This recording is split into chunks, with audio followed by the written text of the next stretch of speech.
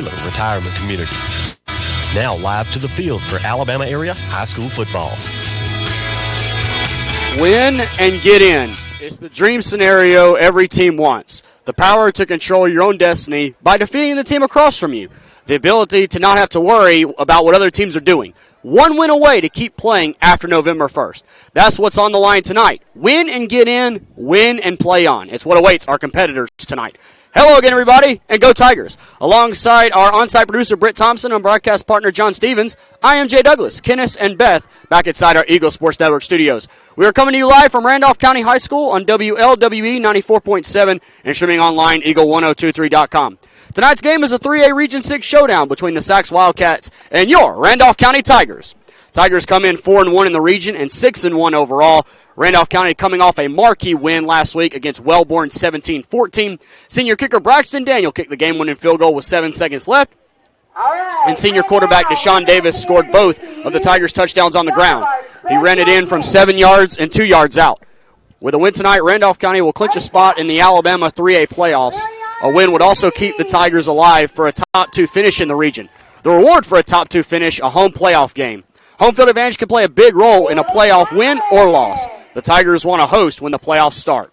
The opponent tonight is the Sacs Wildcats. Sacs comes in with a record of 2-3 in the region, 3-4 record overall. The Wildcats are coming off a 62-14 win last week over Weaver. They also have a region win over B.B. Comer, 50-36, and their final win of the season came back in Week 2 against Claiborne County. Sacs won that game by a final score of 34-21. Keep an eye on the quarterback C.J. Gresham and Sean Parnell tonight for the Wildcats, and also keep an eye on senior wide receivers Miles McLaughlin and Zay Elston. Look for the two quarterbacks that I mentioned to find their teammates on the outside and make big plays in the passing game.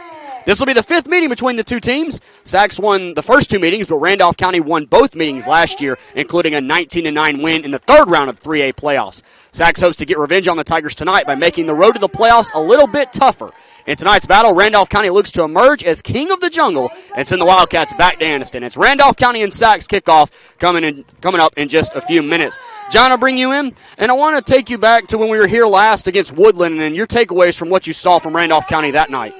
Well, Jay, we finally get us a game without a homecoming, and we got a good one, or so it would seem here. Randolph County, they're going to rely heavily on the run game. They're going to be stout defensively, I think, and they're going to have to be. I think Sacs has scored a lot of points in their region wins, but they also have given up a lot of points. So I'd look for Randolph County to be able to really do what they want to offensively if all goes well tonight for the Tigers. And what are you looking for as far as key players from Randolph County to step up and lead them to a victory tonight?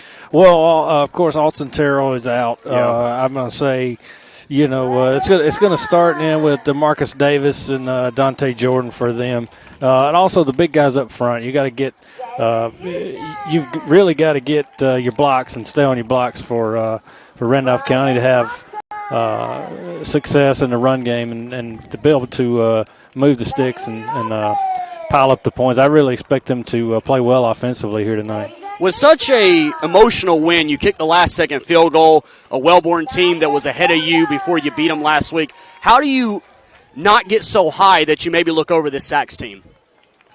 Well, I think last week had to be a bit of an eye-opener. I think you had I want to say those are 2 top 10 teams coming in here, and Randolph County looking to stay unbeaten. They can't get on the board till the second half, and then find themselves really in a dogfight and able to mount a drive and kick that game-winning field goal. I think just what you alluded to in the opening, that you win and you're in, and so I think when the ball is kicked off tonight and the hands are in the dirt, I think you look the guy across from you in the face and you just try to beat him, and I think that's what's going to get Randolph County, down to earth, so to speak, tonight.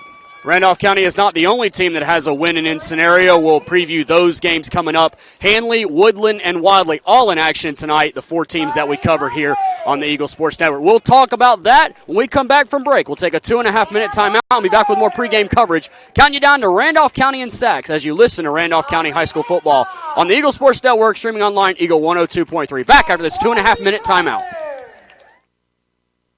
Southern Auction Solutions is now offering online-only timber auctions. Let us sell your timber for top dollar. The sealed bid method is outdated. With the latest technology, we can offer an online-only auction which will maximize your profits. You control the final outcome. If you have a timber tract, it is worth your time to give us a call or visit southernauctionsolutions.com. At the end of the timber auction, you can say yay or nay. Selling your timber means putting cash in your pocket and allows you to keep your property, turning your assets into cash. Southern Auction Solutions, your full-service auction company. It's not just your home or car. It's the 6 months you save for your Ultra HD flat screen just in time for football season. And the overtime you work for the third car so your team can drive himself to practice. While other insurance companies just see them as a bundle or combo, State Farm agent Ken Seifert sees your home and car as things you really work hard for. Ken understands what your things really mean to you, and he's here to help you give them the protection they deserve. Talk to State Farm agent Ken Seifert in Roanoke for your home and auto insurance today. There are places where the sunrise is still savored, where spirits and energy soar, where neighbors are more like family, and where big things come in small packages. Welcome to Wadley, Alabama, a great place to raise a family, grow a business, or enjoy your next great adventure. Located along the beautiful Tallapoosa River, Wadley gives you all the safety small-town life has to offer while being a convenient distance from the amenities of big cities. No matter the distance traveled, you always feel the enjoyment of returning home. On behalf of Mayor Donna McKay and the Wadley Town Council, welcome to Wadley, where roots run deep and futures bloom. Looking for a local Christian service store? Look no further than Morningstar Christian Gear. They offer the best selection of Christian-based products around, including King James Bibles, Bible covers, Day Springs box cards, communion supplies, and other amazing Christian-based gifts. Located on Highway 431 South in Roanoke. Open Monday through Friday from 9:30 to 5:30, and Saturday 10 to 4. For more information, call Morningstar Christian Gear at 334-863-2425. Why choose Southern Union? Between working and family responsibilities, I thought I'd never be able to go to school. But Southern Union offered flexible schedules for both day and night courses. At Southern Union, I was able to take classes that gave me hands-on experience to aid in my future career. I really needed a calculus class, but couldn't fit calculus into my schedule this semester. So I went to Southern Union, and it transferred back to my university. Keep going at Southern Union. Your journey has just begun. For more information, visit suscc.edu. Now back to the field for Alabama area high school football on the Eagle Sports Network. Welcome back out, everybody, to Randolph County High School. Jay Douglas, John Stevens here with you, counting you down to Randolph County and Sachs. We'll run through the entire region schedules in just a couple of minutes, but first we want to talk about the Handley Tigers, who play in 4A. A long shot for Handley to win the region. They are still alive to get a number 2 seed. Handley plays Leeds tonight. John, what do you think about Handley and their chances of making the playoffs tonight? Well, I think as we talked earlier in the season, I think Leeds is down, as far as program, experience this year with them. They're down. But Handley's they've got to come back from what had to be a disappointing loss last week. And I think tonight maybe possibly against a lesser opponent, they should be able to get right and hopefully get on the get some momentum towards the end of this season for them. You talk about a lesser opponent. They have Talladega next week. How do they not look ahead and look past this Leeds team? Well, I think having what happened to you last week and you're losing one at home that you had to have if you wanted to win the region, that's going to keep your eyes on directly what's in front of you. But I think, like you say, though, Talladega that's looming for them. But I think tonight they should not have problems. But you never know, and they need to hold on to the ball, and they need to sort of eliminate the penalties as best they can. Down in 1A, that's where Wadley calls home. Wadley playing Otagoville tonight. Wadley with a win-and-in scenario for them, 2-2 in the region, 3-3 overall. John, just talk about what you've seen out of Wadley the couple times we had the privilege of covering them. Yeah, and I think we're going to get them one more time here before the season rolls out. But, they're a team that fights. They fight to the end, and I think Otagoville, if I have my numbers right, I don't think they've played very well at times this year. So I think Wadley should have a good opportunity here to climb ahead of the 500 mark in the region tonight for them. They have Notasulga next week, Wadley does, and some information that I came across last week talking to the coaches was there are a lot of injuries for this Wadley team, so you're going to have some new guys try and step up and lead this team. Yeah, this time of year, that can definitely happen to you, and you have the importance of region play, the importance of trying to jockey for position, possibly getting the playoffs, and some of your best guys can go down, and that's really what the heat of summer has subsided, but that's where you build your depth, and hopefully for Wadley they have some guys that are ready to perform and develop for them. Lastly, we have Woodland. Woodland is taking on Westbrook Christian. If Woodland wins, they're alive for a playoff spot. If they lose, they're virtually eliminated. Westbrook Christian 2-2 right now. Woodland 1-3. John, Woodland showed a lot of fight last week, came up a bit short. Cleveland won the shootout that we were witness to last week. Just talk about Woodland here for a couple moments. We've seen them 3 times this year. Yeah, Woodland, last week seemed to be, as far as us being in the building, that was their best offensive performance. They played a Cleveland team that's pretty hard to defend, and it showed. They just wore Woodland out on the defensive side. I think that they're showing some fight. They come out of that bye week and had some new things on the offense that we hadn't seen yet, and really, depending on their injuries, I know they had some guys go down last week, some guys limping off a time or two, but hopefully they can end this in their region schedule strong, and I mean that's what we hope for those guys, and it'd be a big from where they started this year, it'd be a big accomplishment, I think, for Coach Armstrong to get those guys in the playoffs, and like you said, it's a possibility. So hats off to those guys, and I really hope they can come through tonight. They are playing a lot better, as we talked about, and it's the first home game for Woodland in 3 weeks. You know they're going to be motivated to win in front of that home crowd tonight. Yeah, I know the people in Woodland are happy to see them back, and we know that drive up to Cleveland that we had last week was a tough one, and it had to be a tough ride home also. We'll go ahead and step out for a 2-minute timeout. We'll run through the other region schedule. We come back and start shifting our focus to Sacs. Got about 16 minutes to go before we kick this one off. Randolph County and Sacs. And we'll be back after this 2-minute timeout as you listen to Randolph County High School football on the Eagle Sports Network. Back in 2 minutes. Let's hear from you.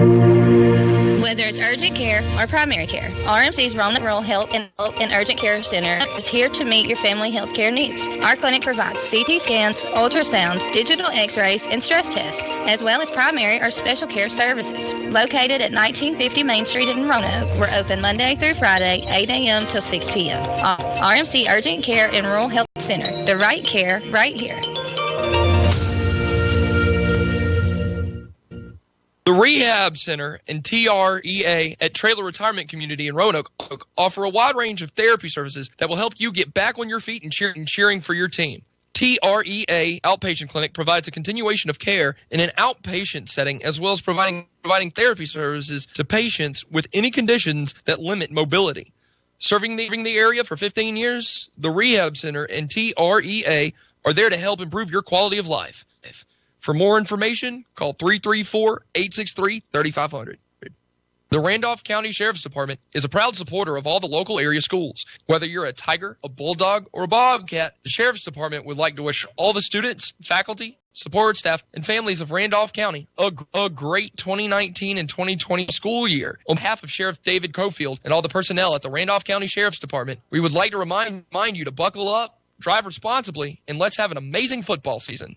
Dentistry isn't all about teeth. It's about listening and treating patients like family. At Dr. Michael Edwards' office, that's what you'll get. Located in Wedowee, Dr. Edwards' team of highly qualified dental specialists are there to address all of your dental needs, accepting patients ages 4 and up and offering a full complement of dental services, including implants, oral surgery with IV sedation, full mouth replacement, and prevention and treatment of gum disease. For more information, visit them online at miketooth.com or call 256-357 877-2882 to schedule your appointment. Keep those winning smiles bright. Now back to the field for Alabama area high school football on the Eagles Sports Network. Back here, Randolph County, counting you down to Randolph County and Sachs. A win for Randolph County, and they're in. It also keeps them alive with a win for a 2 seed. If Pleasant Valley wins against Wellborn, the Tigers will have to beat Pleasant Valley next week. If Wellborn keeps winning, then Randolph County will have the tiebreaker there. But, of course, the Tigers got to beat Pleasant Valley to keep their hopes alive. Comer plays Piedmont tonight in 3A. And that's it. Well, Glencoe actually plays Weaver, beg your pardon. Glencoe and Weaver, a couple winless teams, so the winner will get their first win of the season. In 4A, Chotersburg plays Lincoln. Holtville plays Talladega. And Elmore County is out of conference play against Dallas County. And then going to 1A, Lynette plays Verbena. Billingsley plays Notasulga. Lochapoka out of conference playing Talladega County Central. And then Otagoville and Wadley, as we talked about. And then finally in 2A, the region title is on the line tonight. Ohatchee against Ranburn. Cleveland is out of conference against Douglas, and West End against Gaston. West End has actually won a non-region game. Gaston is winless, so the winner of that matchup will get their first region win. For Gaston, it could be their first win of the season. John, running through those schedules, what other games are you looking out for besides the one we have tonight and besides our other teams have? Well, just of I guess regional importance is I'm looking to see what Ranburn and Ohatchee do. Those two teams tops in their region, and that's a big showdown for them. Also, like you said, Glencoe and Weaver. Neither team has won a game this year. Glencoe barely has scored, and one of those teams are going to get off of the losing streak. And at the moment, both are riding an 8-game losing streak, so somebody's going to come away with a win there tonight. Good for those kids. Let's go ahead and run through some sponsors for you. We have Southern Union State Community College, Regional Medical Center, Trailers Retirement Community, Gedney's Restaurant, Morningstar Christian Gear, Town of Wadley, and Mayor Donna McKay, the Randolph County Sheriff's Department, and Dr. Michael Edwards Dentistry. Our kickoff sponsor is State Farm Agent Ken Seifert, timeout sponsor Southern Auction Solutions, and Mr. Ron Young, and our Player of the Week sponsor is Regional Medical Center. Player of the Week last week was Brock Edwards for Woodland as they took the loss to Cleveland. We will crown a new Player of the Week before this game is out. And, John, just before this game gets going, we already talked about some players that we wanted to keep an eye on, but which player do you think could separate themselves as Player of the Week for Randolph County, do you think? Well, that's a good question. Hopefully tonight we'll get the answer to it. But I think in the run game, Randolph County is going to want to run the ball, and I think if it doesn't come down to a big defensive play again like we've seen a time or two this year, probably going to look at Dante Jordan. If they ride his effort into the end zone tonight quite a few times, we could be looking at player of the game. Even Braxton Daniel last week, the hero, so maybe he repeats his heroic actions. But I'm looking forward to finding out. Yeah, we joked about not being able to see a kick, and, of course, the game we don't watch, there's a game-winning field goal. So maybe we'll be able to see one tonight. Before we take our next break, we spent a lot of time on Randolph County and the other schools in the district. Let's flip it over to the Sachs team and just your first impressions of what Sachs has done this season and what we can expect from them. Well, I think they have the ability to score. I think just looking at them warm up, you can't learn a whole lot. I mean, but just looking at the numbers offensively, they have the ability to score, and they put some points up in some games this year. And inside the region, the two games they have won, they've scored like 56 points, averaging 56 points a game. But the problem with them has been their defense, and they're giving up a lot of points. Where Randolph County is within the region here is only giving up about 12 points a game. So, it's going to be strength on strength. I think for Randolph County, they're going to, as always, I think play tough, hard-nosed defense. But Sachs has a lot to play for tonight if they can win this game, and I think they get Glencoe, right, a lesser opponent, so to speak, next week. So yeah. We'll go ahead and take our break, come back with plenty more pregame coverage of Randolph County and Sachs. Take a 2-minute timeout on the Eagle Sports Network. How long's it been since you've had a great steak? Go to Gedney's Restaurant and Grill in Roanoke and give yourself a treat. Gedney's Restaurant and Grill features specialty cut steaks, and they use a very special marinade. You'll love it. Gedney's has delicious steaks, starting with the 8-ounce Little Joe sirloin, or choose the delicious 12-ounce ribeye. If you want a great steak, go to Gedney's. Gedney's Restaurant and Grill. More than just a steakhouse. Located on Highway 431 in Roanoke.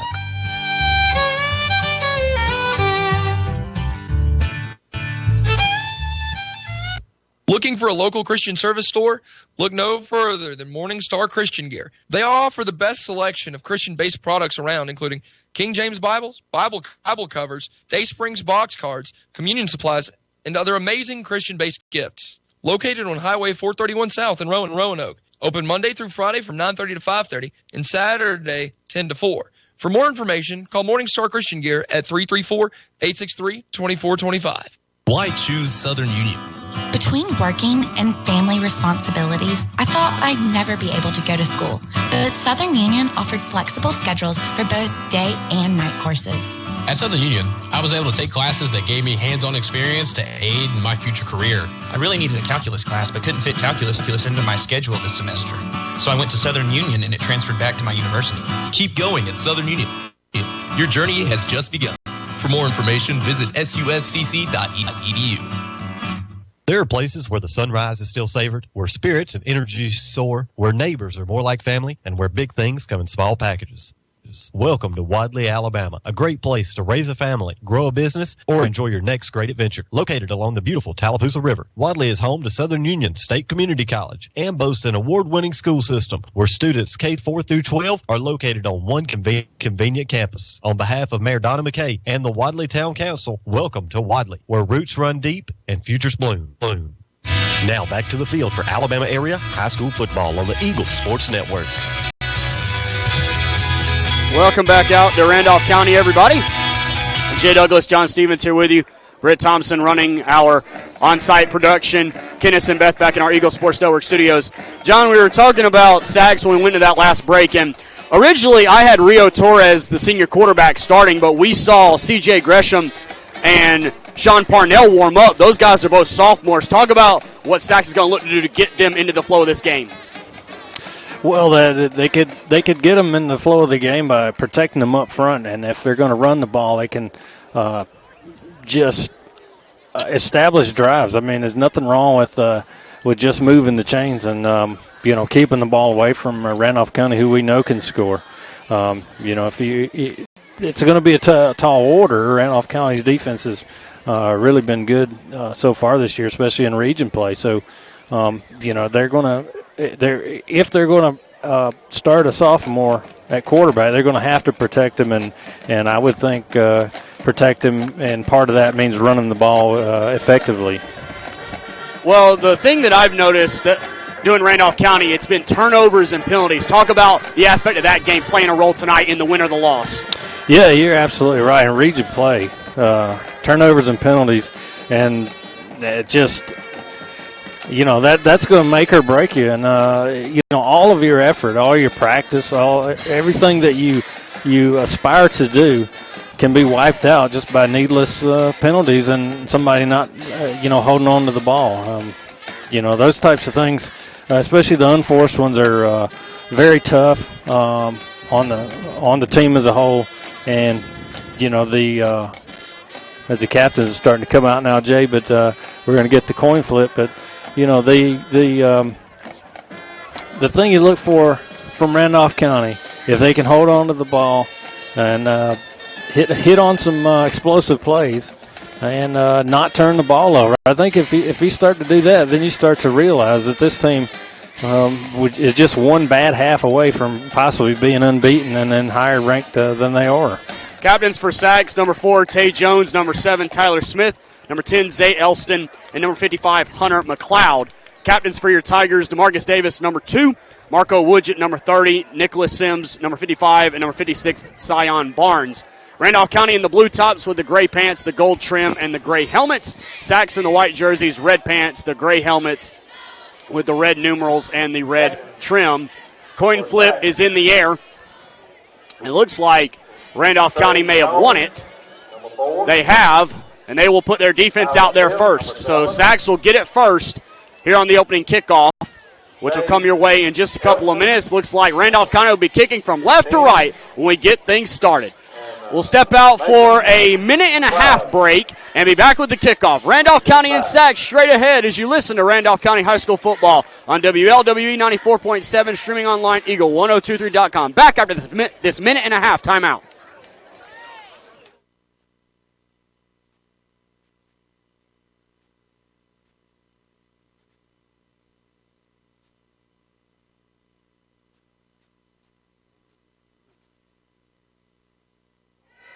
We'll keep it right here instead.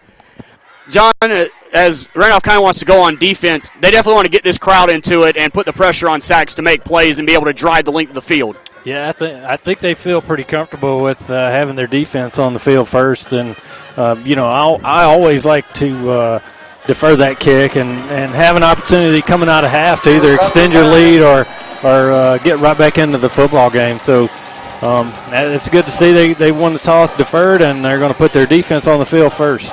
And what has been for Randolph County is hot starts. Now, in the Piedmont game, it was a slow second half after the lightning delay, but they jumped on Woodland and really never looked back.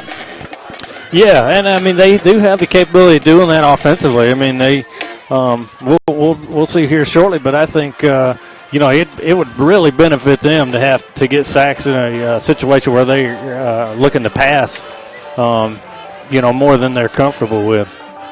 Sponsors on tonight's broadcast: Sun Union State Community College, Regional Medical Center, Trailers Retirement Community, Gedney's Restaurant, Morning Star Christian Gear, Town of Wadley, and Mayor Donna McKay, the Randolph County Sheriff's Department, and Dr. Michael Edwards Dentistry.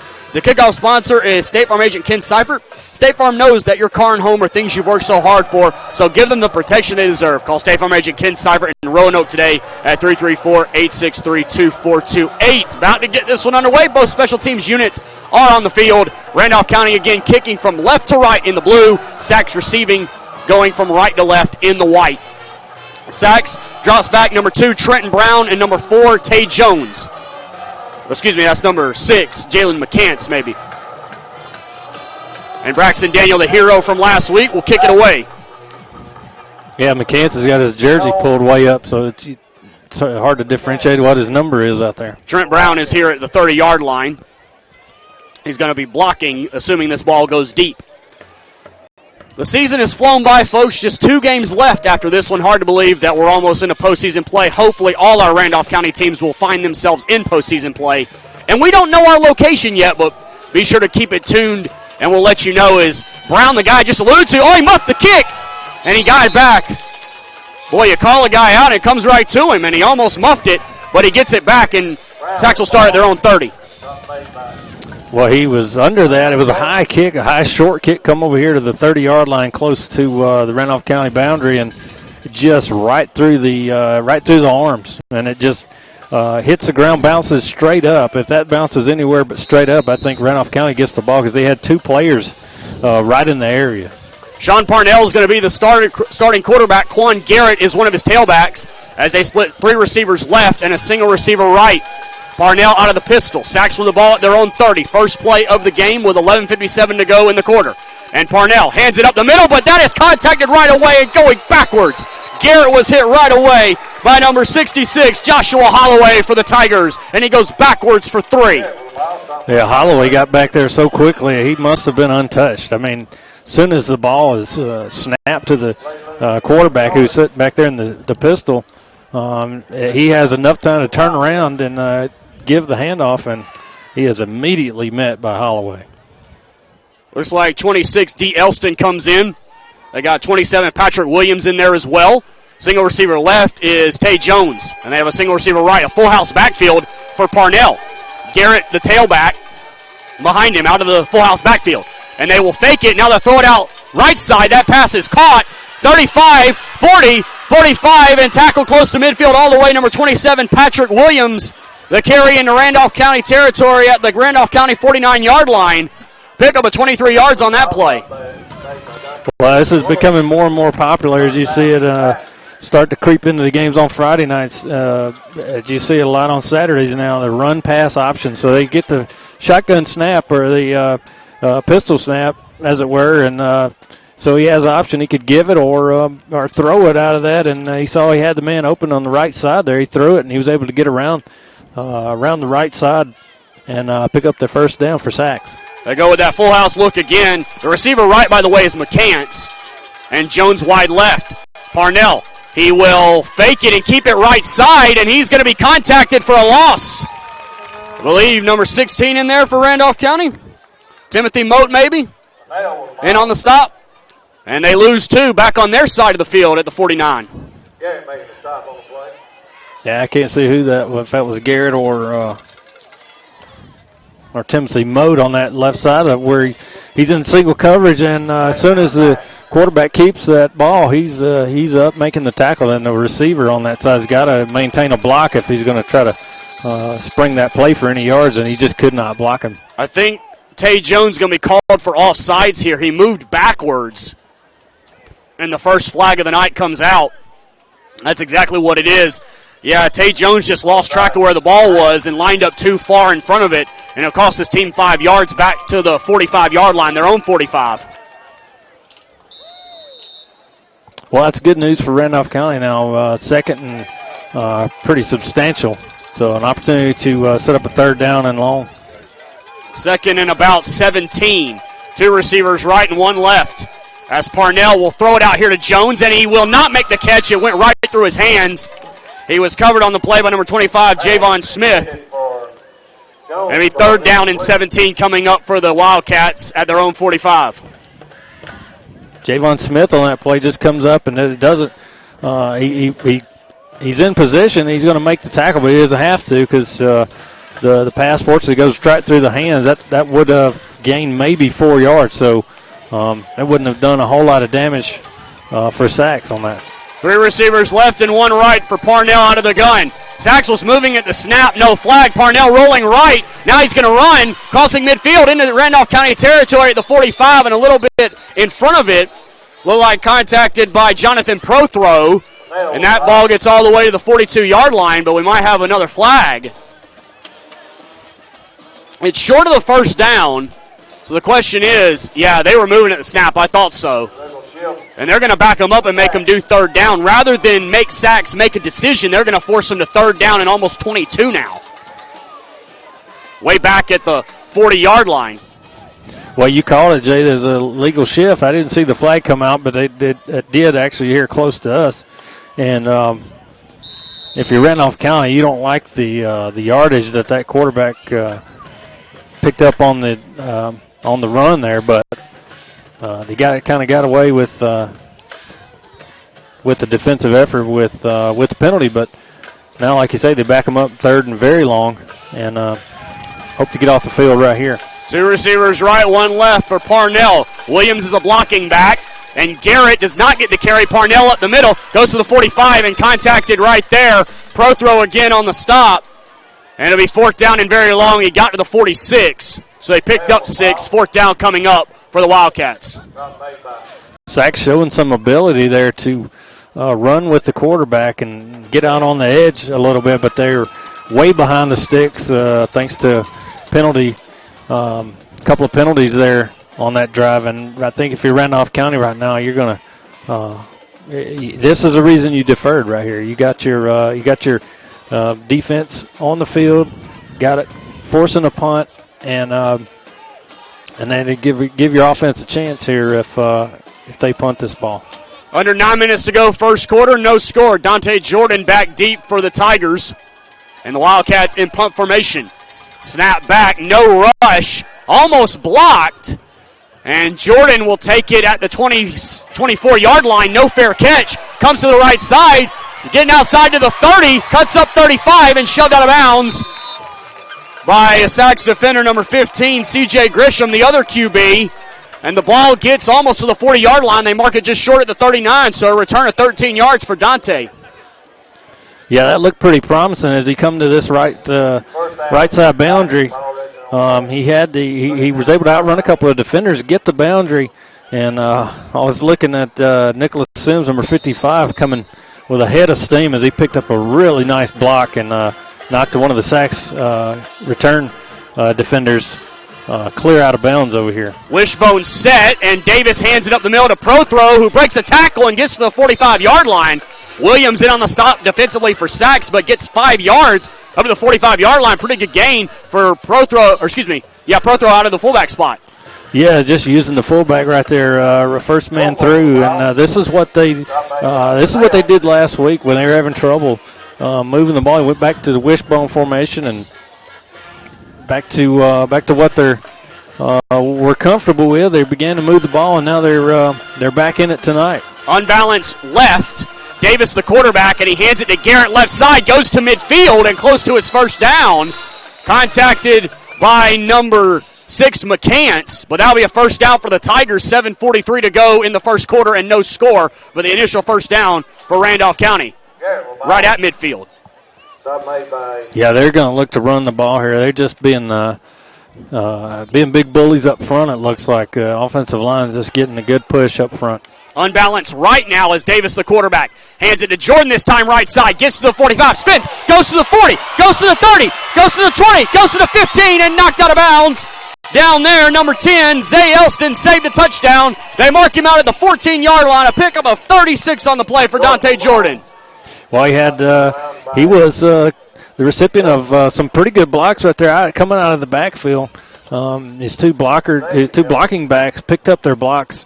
And as he hits the hole, there's a defender right there, and he puts a spin move on, and then just the speed down the sideline here is eventually knocked out of bounds at around the looks like about the 15, setting up a pretty good opportunity here in the red zone. Unbalanced left with Woodgett at the tight end spot, and they go with Prothro right at the middle, and the bulldozer bulls his way all the way down inside the 10, maybe to the 9. So 6 more yards on that play for the big fullback. Trenton Brown for sacks that time, just holding on for dear life as the fullback's just muscling his way for about 6 yards on that play. Markel Lee, number 9, is the other tight end for Randolph County here in the early going with 6:56 to go in the first quarter. Second down and about 4 coming up from the 9 for the Tigers. Lee tight end right and Woodgett tight end left. Prothro, Garrett, and Jordan all the running backs, and a penalty against Randolph County coming. No, they actually call offsides on sacks. I beg your pardon. So the third penalty of the night already on sacks. That'll move the ball to the 4-yard line. So sacks with 3 penalties, and it'll make it second down and 1 from the 4. It should be a first down, though. Maybe they're just moving it half the distance. No, they do give them a first down. I was like, it should be a first down, and it is. Yeah, you're right, Jay. The yardage gain on that penalty should have given them a first down, and they finally got it right. Davis takes the snap and hands it to Garrett left side, and he will bulldoze a man and cross the goal line for a touchdown, Tigers. Randolph County goes right down the field. The run by Dante Jordan set it up, and Kayshawn Garrett pays it off. Randolph County up 6-0. Boy, Dante Jordan, he set it up. He set it up with his run, but he just had a really nice block. He and Jonathan Prothro out of the backfield set up a really nice block. And now they do the little swinging gate, Jay, for the 2-point conversion as Sachs doesn't get set up defensively. Yeah, Dante Jordan taking it from DeMarcus Davis. Good eyes.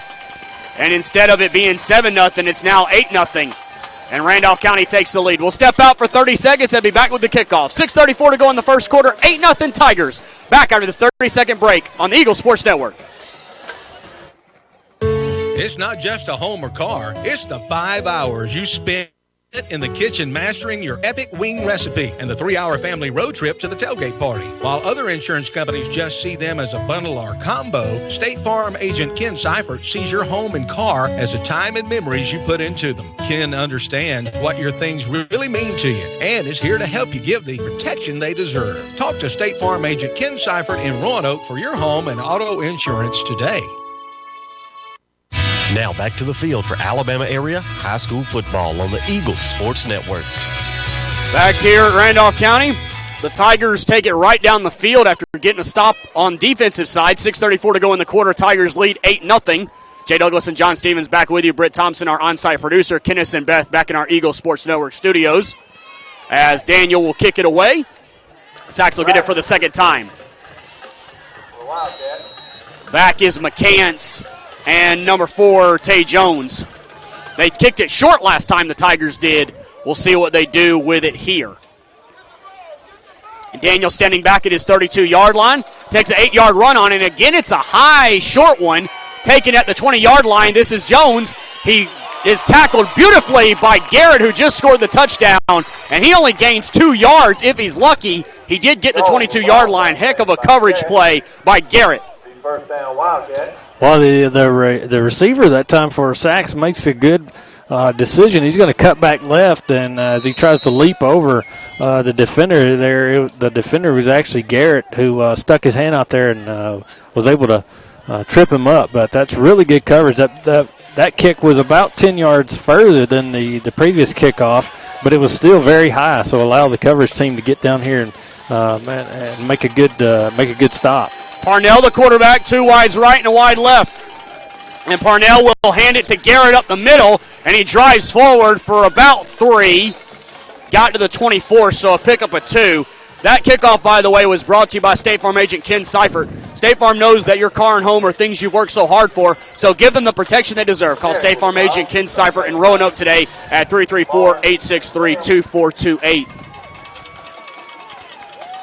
3 wides will split out right, and the single receiver left will be Tay Jones. Patrick Williams is in the game, as is Zay Elston and McCants, all wide right.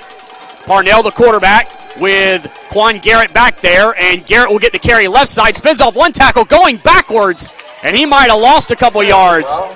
Looked like Sims was in there, and 78, Christian Liffam.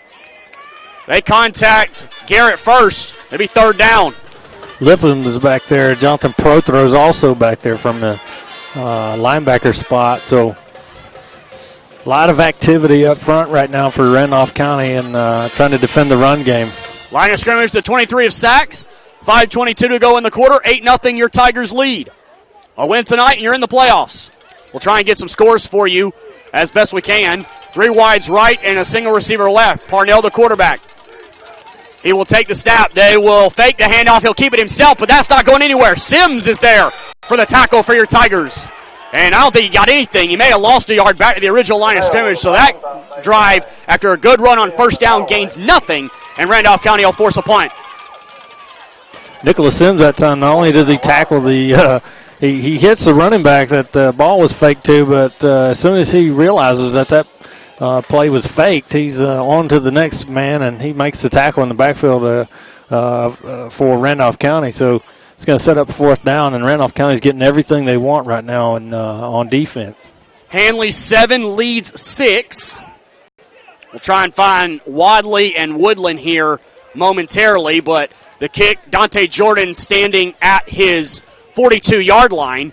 Snap was bobbled a little bit, and that might have been blocked. Randolph County might have gotten a piece of that. It'll bounce at the 40-yard line. Now we have a flag. Boy, Prothro, I thought he got it, but he may have roughed Elston, and he did. That's a tough one, and that'll result in a first down, automatic first down for Sachs. Penalty on Prothro, roughing the kicker. Yeah, that ball came out of there like it was affected by Prothro. Maybe it was just not. It was just affected by his presence back there. But hey, this is the second time tonight that he's gotten through there. It doesn't look like they're going after the block, but he's able to get through there and nearly blocked both of the punts tonight for Randolph County against Sachs. But this time he just gets contact with the punter, and that's going to set up first down for Sachs. Wadley and Woodland are in progress, but I can't get a score update yet. We'll try and monitor that as we go. Penalty yardage being marked off, and it'll be 1st and 10 Sachs at their own 37 when we get back to play here. So the drive stays alive for the Wildcats, and if you're Randolph County, you got to shake that off. 3 receivers break out left for the Wildcats, and a single receiver right. Single receiver right is McCants with Jones Williams here left, and they fake it to Garrett. Parnell has a man open, but he short-armed it. He had Williams wide open. DeMarcus Davis in coverage, and the ball was low and underthrown, incomplete, 2nd down and 10. Yeah, if he gets air under that pass, that could, and 27 can hang on to it for Sachs. That's at least a big gain. I mean, another one of these run-pass options. Randolph County's done a really good job against the run, and Sachs at the time fakes the run, and the quarterback is he's looking for he's got the open receiver. He just doesn't hit him. well underthrown. 4:04 to go, first quarter, 8-0, your Tigers lead. Full house backfield and a penalty before we even get started here, and a false start against Sachs. Already the fourth penalty against the Wildcats, and they've all been of the 5-yard variety, so their 4 penalties still more than the 1 penalty of Randolph County. So back them up to the 32-yard line for 2nd and 15. Well, now if they're going to continue to play in 2nd and long, 3rd and long, it's going to make it life and for Sachs pretty difficult here tonight. Randolph County's getting everything they want on defense, and they've dodged a couple of bullets with open receivers, but Sachs hasn't shown the ability to get that ball to them just yet. 2 receivers right and 1 left. Williams and H-back left, and now they send Zay Elston wide left, and we're going to get a timeout, Sachs. Timeout is brought to you by Southern Auction Solutions. Do you own a tract of marketable timber? We are now offering online timber auctions to our list of services. Contact Ron Young or visit southernauctionsolutions.com to get top dollar for your timber. 4:02 to go in the first quarter, 8-0. Tigers in front. We'll take a 30-second break and be back. You're listening to Randolph County High School Football on the Eagle Sports Network. Back in 30 seconds.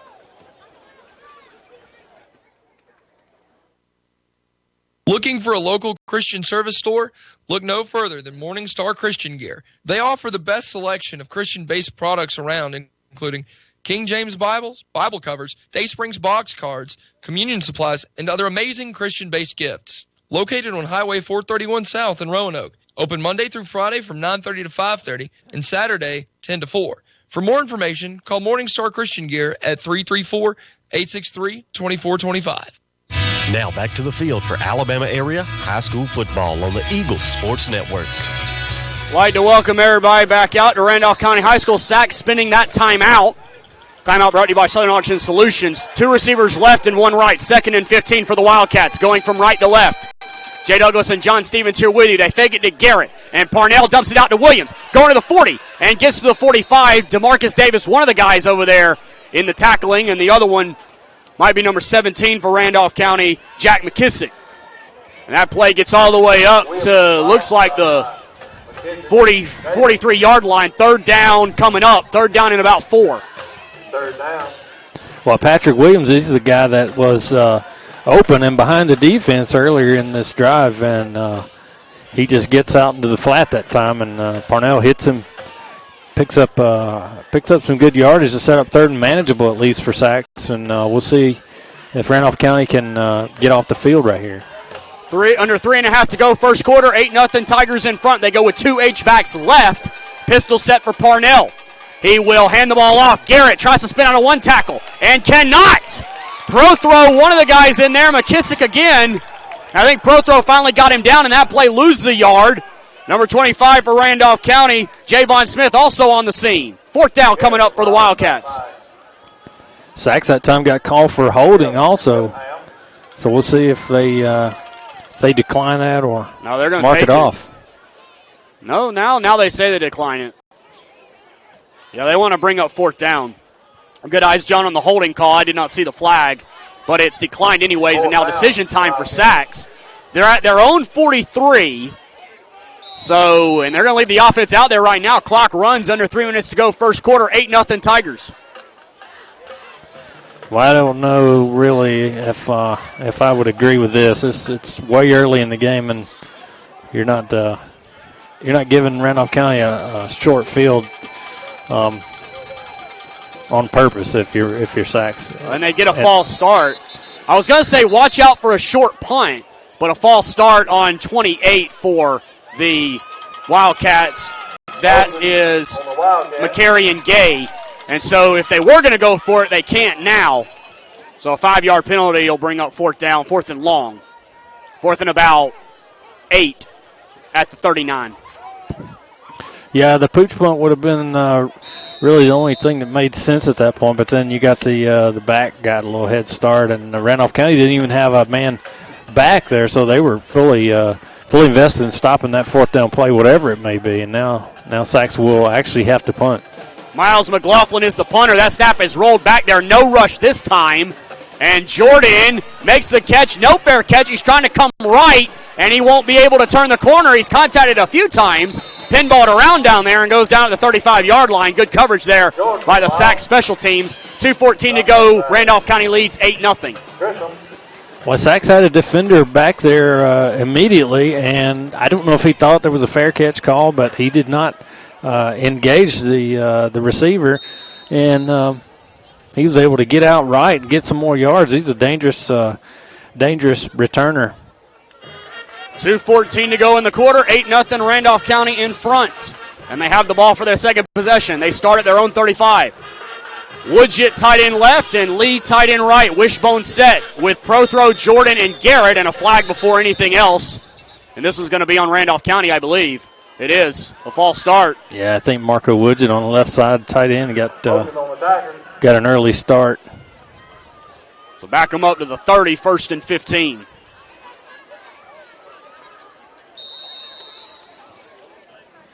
Been a pretty highly contested first quarter. Only one touchdown, but Randolph County seemingly moved the ball at will last time. And they'll line up again with Woodjet tight end left and Markel Lee tight end right. Davis is your quarterback. He takes the snap. He will keep it himself. Now pitches it to Jordan. He's got a whole bunch of room to the 40, to the 45, and contacted across midfield. Looked like McCants ran him down, but not before he gets a first down all the way to the Sacs 47. A pickup of 23 yards on the play for Dante. Yeah, Jalen McCants makes the tackle for Sachs right there. But one of the things I noticed is he's coming to the sideline and he's going to engage the running back for Randolph County. It was Jordan. Jordan's got a head of steam, and McCants just sort of stops his feet and I guess hopes that he makes the tackle, which he does. It looks like he outweighs Dante Jordan, but looks like maybe possibly get a timeout now. Yeah, timeout Sachs. That's their second. Have you been appointed executor over an estate or are feeling overwhelmed? Let us show you the way. We are experts in solving complex estate problems by professional solutions. Contact Ron Young or visit SouthernAuctionSolutions.com. Southern Auction Solutions brings you this timeout. 1:45 to go in the first quarter. We'll step out for a 30-second break. 8-0 Randolph County in front. Back at 30 seconds on the Eagle Sports Network.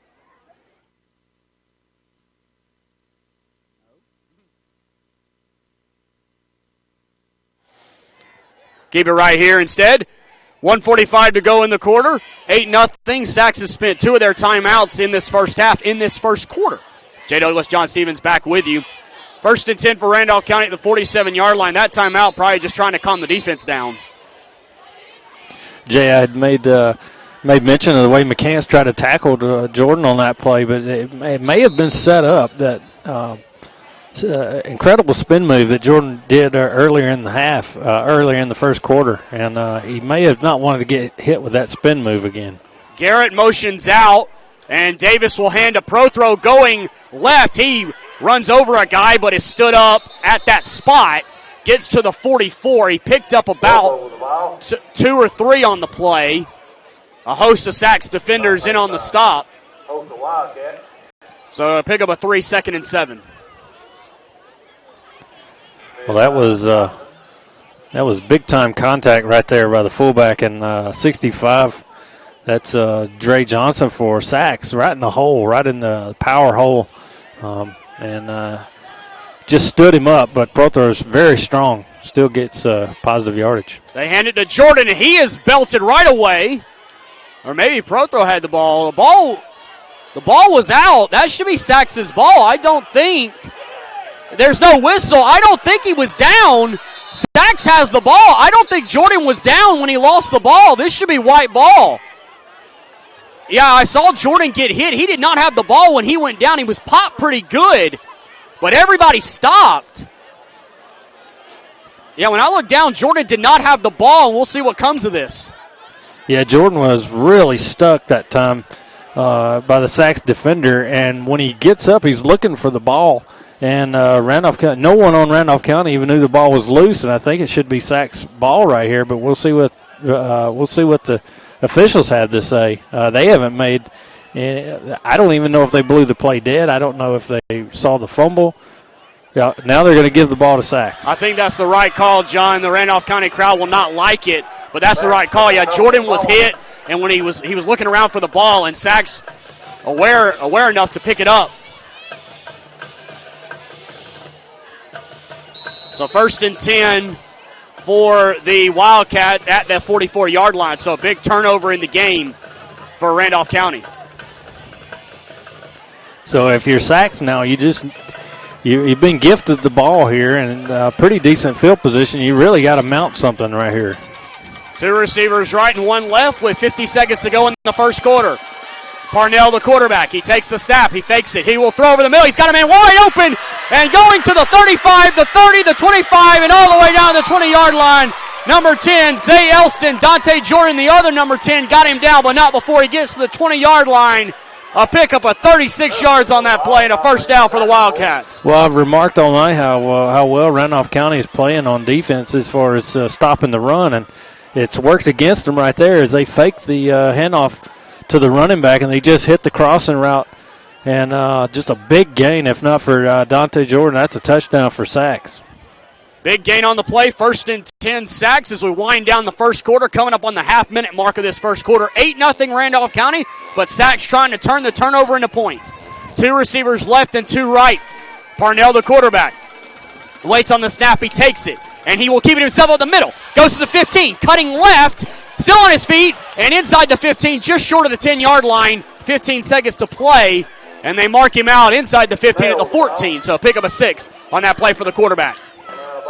Well, he faked to give that time, and he just saw the hole open up, and he steps through the tackle of Jonathan Prothro, which that's unusual. We haven't seen him miss many tackles, and he steps through that tackle, and if Prothro gets him, it's maybe a gain of 3 or 4, but as it looks like it's going to be second and short 3, maybe 4. 15 seconds to go, first quarter, 8-0 Randolph County as Parnell hands it to Garrett up the middle, and he got maybe a yard, maybe 2 down to the 12-yard line. It'll be 3rd down, and I think that will do it for the first quarter. Sachs in no hurry, and it will be the end of the first quarter. It is 8-0 at the end of the first quarter. Sachs in the red zone, though. They have a 3rd down and 2 when we get the second quarter going. 8-0 Randolph County at the end of 1. We'll take a minute timeout and be back with more. You listen to Randolph County High School Football on the Eagle Sports Network. Back after this minute timeout. Every town has one, that friendly hometown restaurant that serves good food every day. In Roanoke, it's Gedney's Restaurant and Grill on Highway 431. What are you doing for lunch tomorrow? You could be enjoying Gedney's Lunch Buffet, home-style vegetables with a choice of meat. Give us a call at 863-8272 or come by and see why everyone eats at Gedney's. Gedney's Restaurant and Grill, more than just a steakhouse, located on 431 in Roanoke.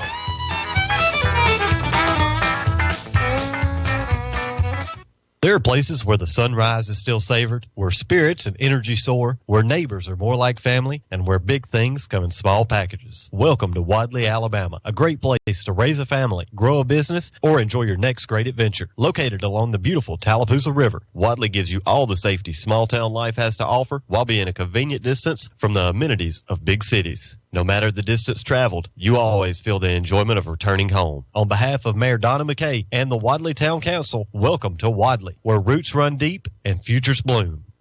Now back to the field for Alabama area high school football on the Eagle Sports Network. Welcome back out, everybody. Second quarter about to get underway. Sachs trying to turn the turnover into points. 8-0 Randolph County leads at the end of that first quarter. Jay Douglas, John Stevens here with you. Britt Thompson, our on-site producer. Kenneth and Beth back in our Eagle Sports Network studios. 3rd down and 2 coming up for the Wildcats as we start the second quarter. This may be the best 3rd down situation Sachs has been in all night. We'll see what they do coming out of that end of quarter time right there. 2 receivers split out right and 1 left. As Parnell hands it to Garrett going right, and he pushes forward, and it's going to depend on the mark. Yeah, that's going to be extremely close, Jay. He might be inches short. Just depends on where they put it down, what foot is spotted, which referee gets it. A host of Randolph County Tigers trying to stop him. And I think Sachs goes for this even if it is 4th down. We will get a measurement. And with this referee timeout, it's brought to you by Southern Auction Solutions. Do you want to attract a marketable timber? We are now offering online timber auctions to our list of services. Contact Ron Young or visit southernauctionsolutions.com to get top dollar for your timber. While they bring out the chains, let's take the time to get you updated on some scores. Hanley and Leeds tied 13 apiece. Westbrook Christian up 14-0 on Woodland, and Ranburn leading the battle for the region over Ohatchee 7-0. So we're waiting on a Wadley score to get that one. Wadley playing Otagoville in Wadley tonight. We'll see where they get when the chains are stretched. He might have it. I think he does. Yeah, barely. Nose of the football. First down for the Wildcats. That's a tough one because Randolph County had him, but credit Garrett. He kept his legs moving, and he gets a first down for his team. Yeah, Randolph County that time, considering that they were running defenders on as the ball was snapped, it seemed like for sacks as they snapped the ball, Randolph County still running defenders into position, and the middle of the defense does a really good job of even making that close. So it looks like, can they pick up a first down, or is this first and goal? It should be first and goal right at the 10. Three receivers left, and they go Garrett left side. He crosses the 10 and maybe got to the 9, a pickup of a yard, second and goal. McKissick, one of the guys in there, also Sims, 55, chasing him down, second and goal from the 9. Yeah, and Keyshawn Garrett over there, too. He continues his good play tonight. There was a little bit of a crease on the outside left of the Sachs offense that time, and as they run that sweep that way out of the shotgun, and picks up just across the 10, barely. Second and goal from the 9, 10:56 to go in the quarter, and in the half, I should say. 8-0 Randolph County, and Sachs bleeding the clock down. They only have one timeout left, but they're content with taking it, I guess. So they're going to be out of timeouts with 10:40 and counting here in the half. Wow, I don't think I've ever seen that. But Sachs will call a timeout, and they're out of them. 10:36 to go in the quarter, 8-0 Randolph County. Sachs has a second and goal when we come back. We'll take a break as you listen to Randolph County High School football on the Eagle Sports Network. Back at 30 seconds. There are places where the sunrise is still savored, where spirits and energy soar, where neighbors are more like family, and where big things come in small packages. Welcome to Wadley, Alabama, a great place to raise a family, grow a business, or enjoy your next great adventure. Located along the beautiful Tallapoosa River, Wadley is home to Southern Union State Community College and boasts an award-winning school system where students K-4 through 12 are located on one convenient campus. On behalf of Mayor Donna McKay and the Wadley Town Council, welcome to Wadley, where roots run deep and futures bloom. Now back to the field for Alabama area high school football on the Eagle Sports Network. Welcome back to Randolph County. Sachs spending their last time out of the half. 10:36 to go in the half. 8-0 Randolph County. Timeout brought to you by Southern Auction Solutions. Do you own a tract of marketable timber? We are now offering online timber auctions. To our list of services, contact Ron Young or visit southernauctionsolutions.com to get top dollar for your timber. Second and goal from the 9. We get back to action. Two receivers left and one right. They brought in, Sachs has Trenton Brown at the tailback spot. Parnell, the quarterback, is going to be a reverse. A toss back to Parnell in the end zone. Got a man open and a touchdown for the Wildcats. They found number 10, Zay Elston, all alone on the reverse pass. Reverse pass flea flicker, I should say. Parnell to Elston makes it 8-6. Javon Smith just kind of got caught in no man's land right there as it looked to be a reverse, and they pitched it back to the quarterback, and Elston's gotten behind Smith in the end zone, and looks like Sachs may try to tie it up here with 2 points. And they will indeed. Two receivers left and one right. Parnell, the quarterback. 2-point conversion at 8-6. Parnell, he'll roll left. He's got a man open in the flat, but couldn't hit him. Williams was open. McKissick was beat, but the throw was errant. And Randolph County maintains an 8-6 lead. Parnell's pass to Zay Elston has a 2-point game, and we'll be back with the kickoff in 30 seconds. Your new score, 8-6 Randolph County with 10:29 to go in the quarter. You're listening to Randolph County High School football. Back at 30 seconds on the Eagle Sports Network. It's not just your home or car. It's the 6 months you save for your Ultra HD flat screen just in time for football season. And the overtime you work for the third car so your team can drive himself to practice. While other insurance companies just see them as a bundle or combo, State Farm agent Ken Seifert sees your home and car as things you really work hard for. Ken understands what your things really mean to you, and he's here to help you give them the protection they deserve. Talk to State Farm agent Ken Seifert in Roanoke for your home and auto insurance today.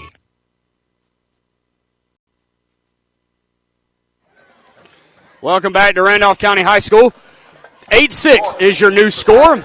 Sachs takes the turnover and scores a touchdown. 2-point conversion failed. They had Williams open, but the pass was errant.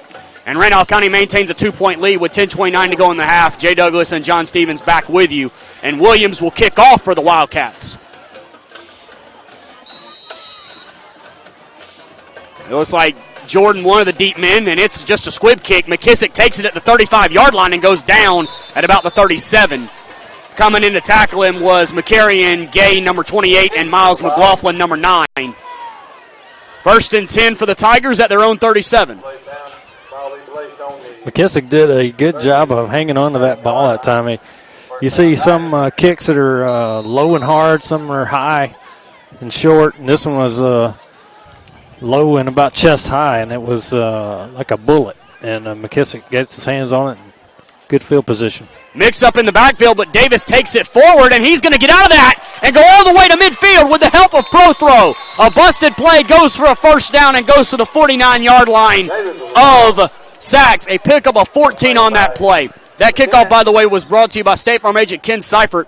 State Farm knows that your car and home are things you've worked so hard for, so give them the protection they deserve. Call State Farm agent Ken Seifert in Roanoke today at 334-863-2428. Jay, you mentioned that was a busted play. It looked like they wanted to give the ball to Prothro. Then they both get caught up in the middle of the line there, and Prothro just pushes them forward. This is Garrett getting the ball and goes to the 40 and maybe further than that, the 38, and another first down for the Wildcats. 11 on that play, for the Tigers. Another first down, 11 on that play. Keyshawn Garrett tonight is having a really good first half so far. Just really active on defense and offense. They give it to him again, and he gets to the 35. He's still going, and he's not finally ruled down until he gets to about the 31-yard line, so he picked up 7. 2nd and 3 coming up. Yeah, he was in the mass of humanity right there, and I don't know how he knew it, but he knew contact was coming. He just lowered his head and kept running his feet, and that's a really good pickup on first down for something that looked like it was going to be stopped for a minimal gain. They give him the 32, so a pickup of 6. Lee tight end left and Woodgett tight end right, and they go Prothro right side. He's got a hole. Cuts back to the 20, cuts back to the 15, to the 10, to the 5, and he will score. Well, he was getting run down by Trenton Brown, but Jonathan Prothro goes 32 yards and a touchdown for the Tigers. Boy, Prothro just runs first man through and takes the handoff. Starts right. There's number 19 out there for Sachs, and he just cuts behind him and takes it all the way up the middle and nearly untouched that time. 14-6 your score, and now Randolph County's going to take a timeout, I believe. No, a dead ball offsides on Sachs. So half the distance penalty against the Wildcats. So as they started to bring the line over from the swinging gate formation, one of the Sachs defenders crosses the into the neutral zone. 9:08 to go in the half. 14-6. Your Tigers in front. Extra point coming from Daniel. Snap is back. Ball is down. Kick is right through. That makes it 15-6 with 9:08 to go in the half. We'll step out for 30 seconds and be back with the kickoff. Randolph County 15 and Sachs 6 with 9:08 to go in the half. 30-second break on the Eagle Sports Network. Why choose Southern Union? Between working and family responsibilities, I thought I'd never be able to go to school. But Southern Union offered flexible schedules for both day and night courses. At Southern Union, I was able to take classes that gave me hands-on experience to aid in my future career. I really needed a calculus class, but couldn't fit calculus into my schedule this semester. So I went to Southern Union, and it transferred back to my university. Keep going at Southern Union. Your journey has just begun. For more information, visit suscc.edu. Now back to the field for Alabama area high school football on the Eagle Sports Network. Back here in Randolph County, 15-6 your new score. Jonathan Prothro with a 32-yard run gives the Tigers a 15-6 lead. Braxton Daniel will kick from right to left. Randolph County in blue, Sachs in white. As Tay Jones, drops back deep on the right side, and McCants drops back on the left. So a 9-point lead after the failed 2-point conversion on Sachs' touchdown. Daniel back at his 34-yard line. He'll take a 6-yard run on it. and kicks it deep this time. McCants going back to the 10, takes it there to the 15, trying to cut left. Good coverage down there and goes backwards at the 10-yard line. Coverage by 34, Hagan Bailey. 32, Colton Holt. 9:01 to go in the half, 15-6. Randolph County in front, 1st and 10, Sacks from their own 10. Randolph County had some good coverage tonight on the kick so far. Nearly on the opening kickoff, picked up botched high short kick, and then on that one, as the returner starts left, he's got all kinds of trouble. And Prothro and Holt able to get him down, and they're going to have to start deep in their own territory. 2 receivers will break off left. Zay Elston, who caught the touchdown pass, splits out slot left. Parnell takes the snap and hands it up the middle. Garrett spins and maybe got a yard. A host of Tigers in there on the stop. They give him the 12, so a pickup of 2, 2nd and 8 coming up. Yeah, it's tough. Tough running on the inside there for Sacks. And I don't know that they're necessarily looking to pick up a big chunk of yards there, but they're looking to set up to get those linebackers and corners to bite on the run, and so they can throw it in behind them. 8.5 to go in the half, 15-6, Tigers in front. 2 receivers break out left and a single receiver right. McCants is wide right. Parnell takes the snap, and he will fake it himself. Runs left, fakes the toss, and goes to the 20-yard line, cuts back at the 25, and slides down. Just what you were alluding to, John, the run option pass. And McKissick and Dante Jordan get him down at the 26-yard line, but that's a 14-yard gain, a first down for the Wildcats. Yeah, it's a good job that time by Randolph County of forcing him to make a decision, but then once he does and he cuts it up, there's nobody there to stop him. McKissick nearly, as the quarterback gives himself up, McKissick jumps on his back, and that's lucky that wasn't a penalty. 1st and 10, it looks like from the 27, their own 27. 2 receivers left and 1 right. Parnell, he'll fake it again and go left. Gets to the 30, goes to the 35, and he might be close to another first down. Jordan ran him out. Not quite his first down. He got to the, looks like, the 36. So pick up. Well, if he's at the 36, I guess they gave him the 27, so 2nd down and 1. So he needs the 37 for a first down. Sacks having some pretty good success on the fake run and then forcing Randolph County to cover the receivers while the quarterback can make a decision whether he's comfortable with the pass or if he can feels like he can get some yardage, he's going to take off for it. 2 receivers right and 1 left. Parnell takes the snap and hands it to Garrett this time, and he will go backwards.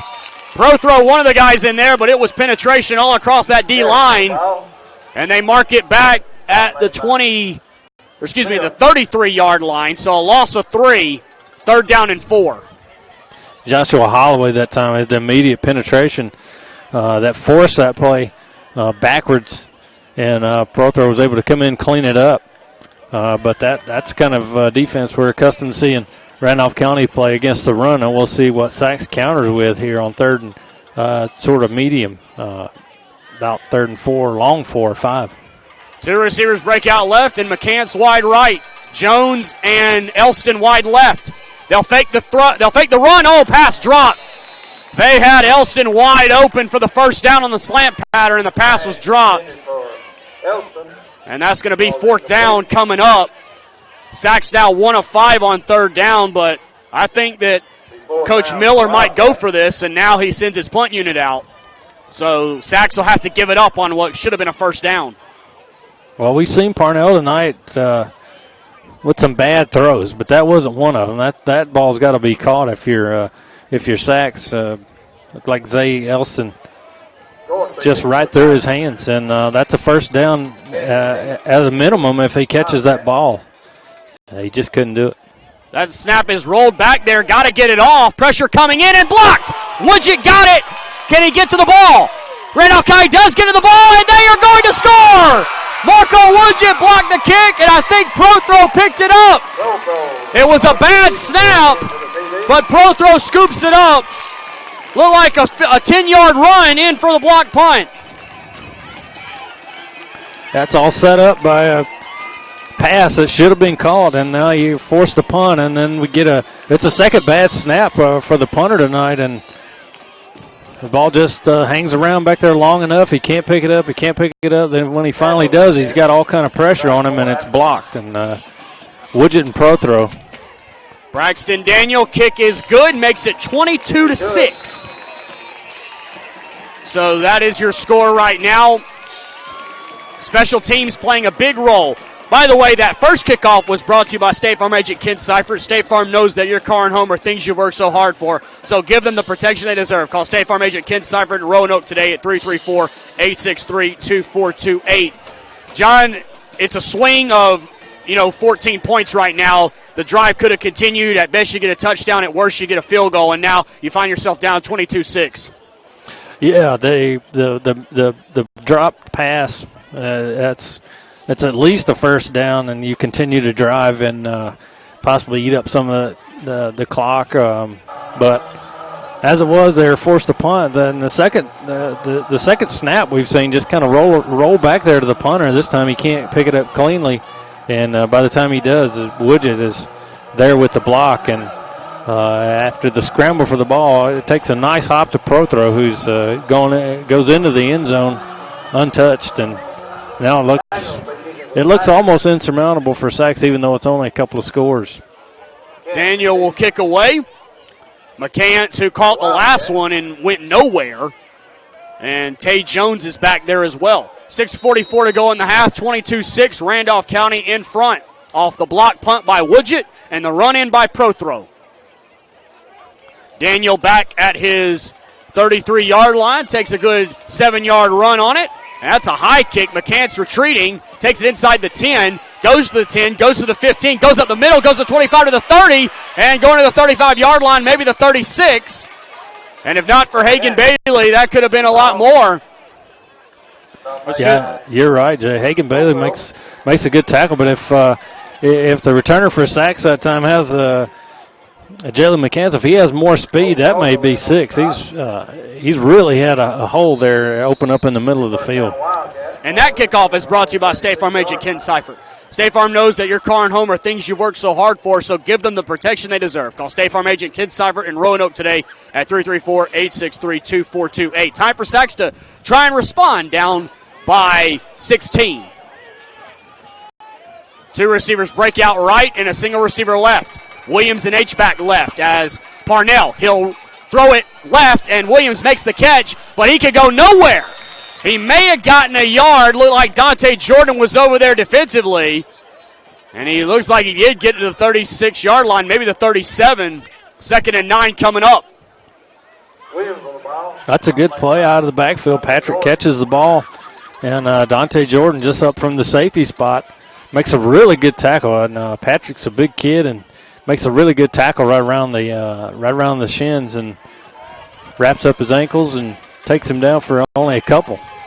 Parnell will throw it again to Williams, and this time he's got some blockers, but that goes nowhere too. Good shake job. Jordan over there again. And looks like Nicholas Sims is over there.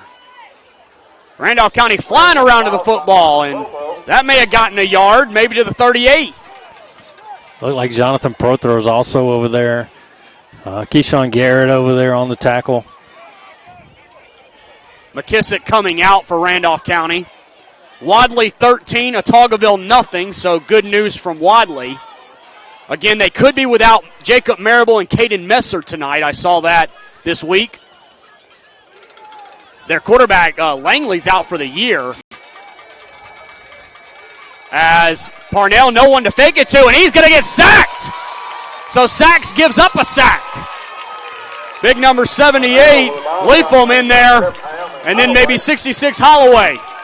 Lost all the way back to the 31-yard line.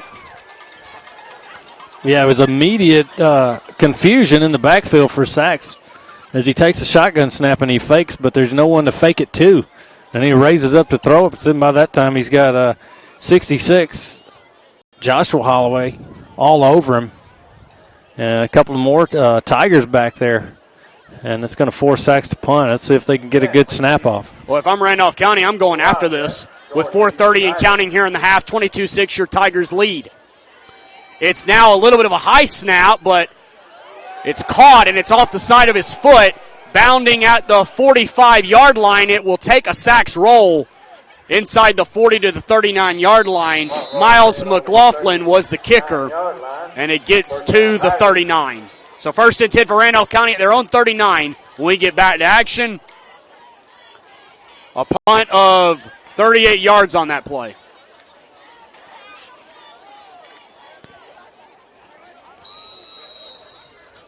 Wishbone set, Markel Lee wide left, and Marco Woodgett tight end right. And they will hand it to Jordan right side. Good trip up there by the Sachs defender.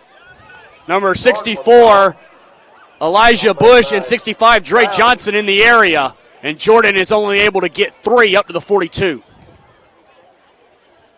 Yeah, 64 for Sachs is not a big kid. He's up on the line there. He does a really good job of getting low and stopping that run for a couple of yards. Jordan has had some big runs from that spot, especially when he's got those lead blockers, and that time was a good job by Sachs. Tied in each way as they hand it to Garrett this time, and he's tripped up before he can get anything going. The running back, Quan Barrett, made the stop before Kayshawn Garrett gets to the 46-yard line, so pick up a 4, 3rd down coming up. 3rd down and about 3. They need the 49, their own 49. Quan Garrett that time, another head of steam by the running back from Randolph County, but Quan Barrett just gets low enough and is able to affect Garrett enough where he goes down, and now it's 3rd and 4. Big 3rd down here. They fake it to pro throw. Davis pitches it at the last second. That was not a good play, but Jordan is able to pick it up, and he might have his 1st down. Oh, my goodness. Sachs had an opportunity to stop him. Let's see where the mark is. It's just short. Oh, that was almost disastrous. But Dante Jordan, and now they give him a 1st down. The guy on the side is saying no. Boy, I don't know about that. Sachs is, we do support Randolph County here, but I think this is a bad call. Looks like they gave him a little bit more than the initial spot. The ref on the far side has it a yard short, but the mark is closer to the 1st down, and they're going to measure. Jay, you were right. That was nearly a disaster. If Jordan is not in the right place right there, it's going to be Sachs ball and well on the other side of the 50 for them, and they may have a host of blockers as well if they pick that ball up. But Jordan, that ball was initially pitched to Keyshawn Garrett. It just goes through his hands and straight up in the air. And as it bounces to Jordan, and he's able to pick it up and make his way forward enough where they're going to measure for a 1st down. He's just short. I guess he stretched the ball out because he was contacted out at the 48, but I guess he stretched it out to where they spotted it. So 4th down in a mere inches, and I wouldn't be surprised if Coach Prestridge decides to go for it. Up 22-6, and they haven't been able to stop your run game all night. Yeah, they haven't. They haven't shown that they can stop you in a short yardage to go situation. It seemed like you'd be tailor-made for this. QB sneak opportunity, but a timeout where? Or got something on the field, I guess. Or maybe one of the refs wasn't in position. It can't be Sachs. They've used theirs, and now they've blown it ready for play. They will hand the ball off to Jordan, and he's got a 1st down, and he might score. Going to the 30, cuts back at the 20, inside the 15 to the 10 to the 5, and a touchdown for the Tigers. Dante Jordan, 51 yards, and the 4th down conversion turns into a touchdown. Well, he had a head of steam, and he's in the open field, and then he just steps through an arm tackle from Tay Jones, and he's way down into Sachs territory before he's ever even touched on that play. Within the 10-yard line, and then they try to arm tackle him, and he just cuts inside of it, and it's a touchdown for Randolph County. 28-6 the score, extra point on the way, and the extra point is good. Makes it 29-6, and we will take a timeout and be back with more. 2:11 to go in the half, 29-6, Randolph County in front. Back in 30 seconds on the Eagle Sports Network. Whether it's urgent care or Primary care. RMC's Roanoke Rural Health and Urgent Care Center is here to meet your family health care needs. Our clinic provides CT scans, ultrasounds, digital x-rays, and stress tests, as well as primary or special care services. Located at 1950 Main Street in Roanoke, we're open Monday through Friday, 8 a.m. till 6 p.m. RMC Urgent Care and Rural Health Center. The right care right here. Now back to the field for Alabama area high school football on the Eagle Sports Network. I'd like to welcome everybody back out to Randolph County High School. Randolph County has scored a 21 unanswered points to make it 29-6. They've used a block punt and a fourth down conversion to get out to this 29-6 lead. Jay Douglas and John Stevens back with you. We're live on WLWE 94.7. We're always streaming online, eagle1023.com. Britt Thompson is our on-site producer tonight. Kenneth and Beth back inside our Eagle Sports Network studios. Daniel will kick with 2:11 to go in the half. 29-6 Randolph County. Daniel will approach the ball. Kick on the way. And it's a deep one. McCants going back inside his 10. Excuse me, that's Jones, Tay Jones. And he cuts it up to the 30, cuts out left. Not quite to the 30 and contacted around the 26, maybe the 27-yard line.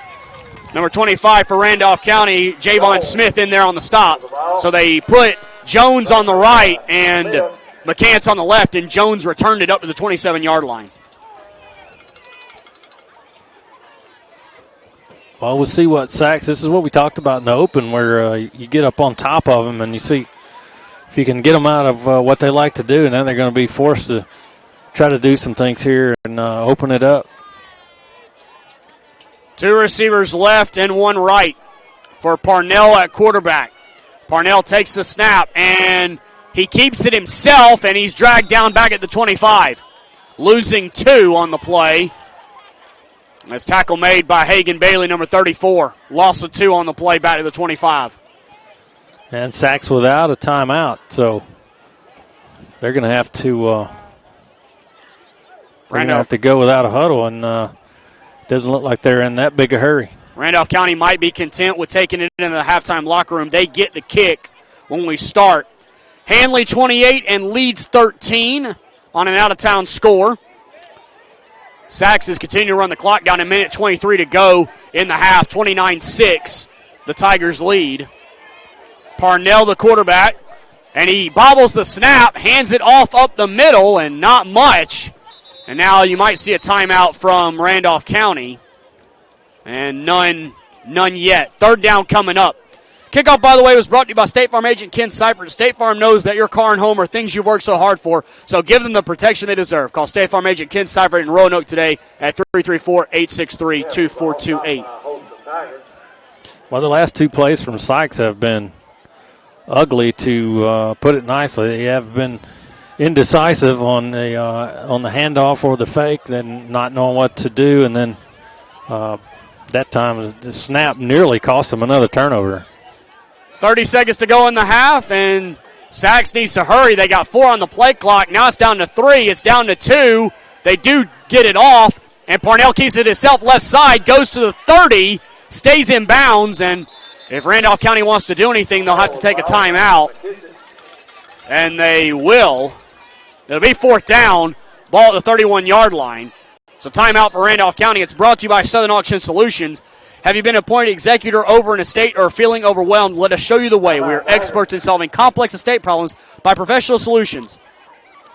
Contact Ron Young or visit southernauctionsolutions.com. So 17 seconds remain in the half. We'll keep it right here. 29-6, Randolph County in front. Westbrook Christian all over Woodland. That's a sad commentary. 31-7, Westbrook in front. Wadley and Otagoville, that score the last time we had it was 13-0 Wadley. So Woodland looks like their season, at least the playoffs, are going to come to an end. They still do have 2 games left to try and get to 3 wins after tonight if they cannot come back. 4th down for Sachs at their own 31, and watch for Randolph County to go after the ball here and try and get a block. Yeah, they've been helped on these punts, but snaps high or low. And on the one that was blocked and returned for a touchdown. It was rolled back there. So it's a good job, and it's a good job to force them to snap it and make them make a play. 17 seconds to go in the half. 29-6 your score. Randolph County has scored 21 unanswered since it was 8-6. Snap back. Here they come. And they didn't quite get it. Jordan catches it. And is contacted. He lost the ball. And Sachs has it. Oh, goodness. Number 15, C.J. Gresham, got down there. Tackle made by Trenton Brown. Jordan did not call for fair catch. Well, now Sachs has 9 seconds. And basically you got 2 plays. You got to throw a short pass and then maybe throw a Hail Mary to the end zone. Sachs finally said, hey, if you're not going to call fair catch, we're going to hit you, and Jordan was not ready for it. Yeah, it's the second time they've had an opportunity to do that. The first time they didn't hit him, I guess they thought he called for a fair catch. This time no fair catch was called for either, and they finally hit him, and he is not able to secure the ball, but Sachs has no timeouts left and 9.1 seconds to try to do something here. They bring in Gresham, who I guess has the better arm.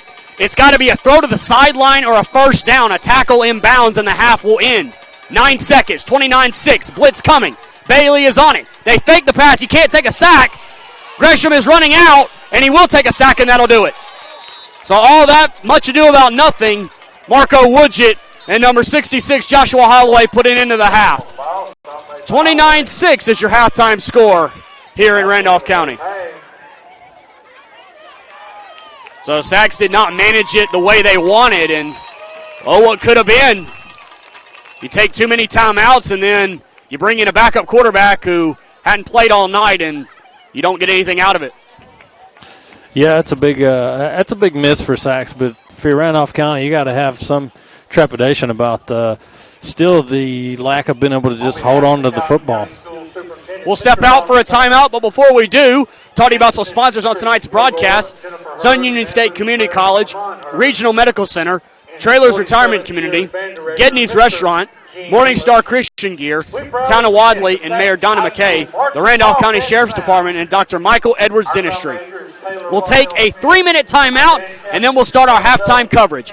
29-6, Randolph County in front, back with halftime as you listen to Randolph County High School football on WLWE 94.7. We're streaming online, Eagle1023.com. Back after this 3-minute timeout. The Rehab Center and TREA at Trailer Retirement Community in Roanoke offer a wide range of therapy services that will help you get back on your feet and cheering for your team. Their highly skilled team of physical, occupational, and speech therapists offer intensive 6-day-a-week therapy services for all medical needs, including orthopedic and post-surgical care, stroke, and generalized weakness rehab. Serving the area for 15 years, the Rehab Center and TREA are there to help improve your quality of life. For more information, call 334-863-3500. The Randolph County Sheriff's Department is a proud supporter of all the local area schools. Whether you're a Tiger, a Bulldog, or a Bobcat, the Sheriff's Department would like to wish all the students, faculty, support staff, and families of Randolph County a great 2019 and 2020 school year. On behalf of Sheriff David Crowfield and all the personnel at the Randolph County Sheriff's Department, we would like to remind you to buckle up, drive responsibly, and let's have an amazing football season. Dentistry isn't all about teeth. It's about listening and treating patients like family. At Dr. Michael Edwards' office, that's what you'll get. Located in Wedowee, Dr. Edwards' team of highly qualified dental specialists are there to address all of your dental needs, accepting patients ages 4 and up and offering a full complement of dental services, including implants, oral surgery with IV sedation, full mouth replacement, and prevention and treatment of gum disease. For more information, visit them online at miketooth.com or call 256-357-2882 to schedule your appointment. Keep those winning smiles bright. Looking for a local Christian service store?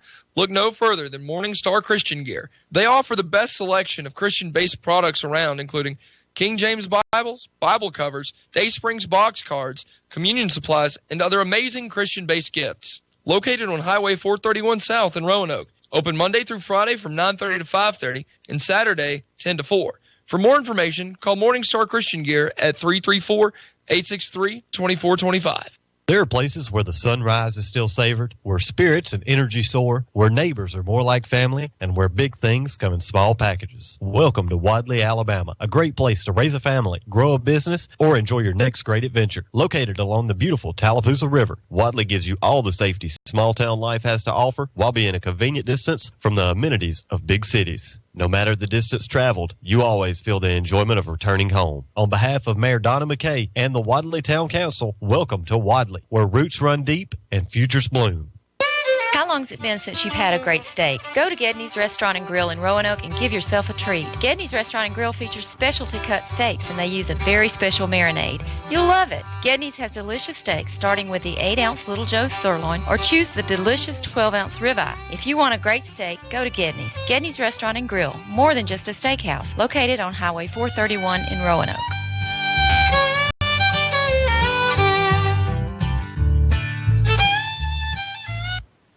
Now back to the field for Alabama area high school football on the Eagles Sports Network. Welcome back out, everybody, to Randolph County High School. The Sax Marching Band is on the field right now going through their routine. Jay Douglas and John Stevens back here with you. 29-6 is your halftime score. John, just some first half takeaways from both sides of the football.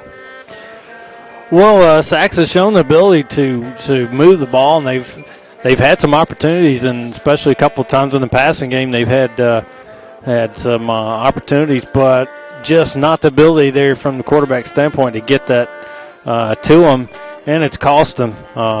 Having turnovers and then forced to punt has cost them and put their defense in a bad spot. Their defense has not shown that they can stop Randolph County at all tonight, and Randolph County's getting everything they want more in the run game and just breaking off big chunks of yards in the run game, and special teams has also been big for Randolph County, and blocking the punt, taking it in for the touchdown has stretched the lead out a little bit here at half.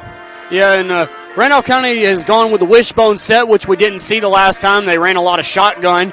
They feel pretty comfortable with the power run game, breaking off some big runs and just grinding out, 3 or 4 yards on each play. Yeah, and it opens. They have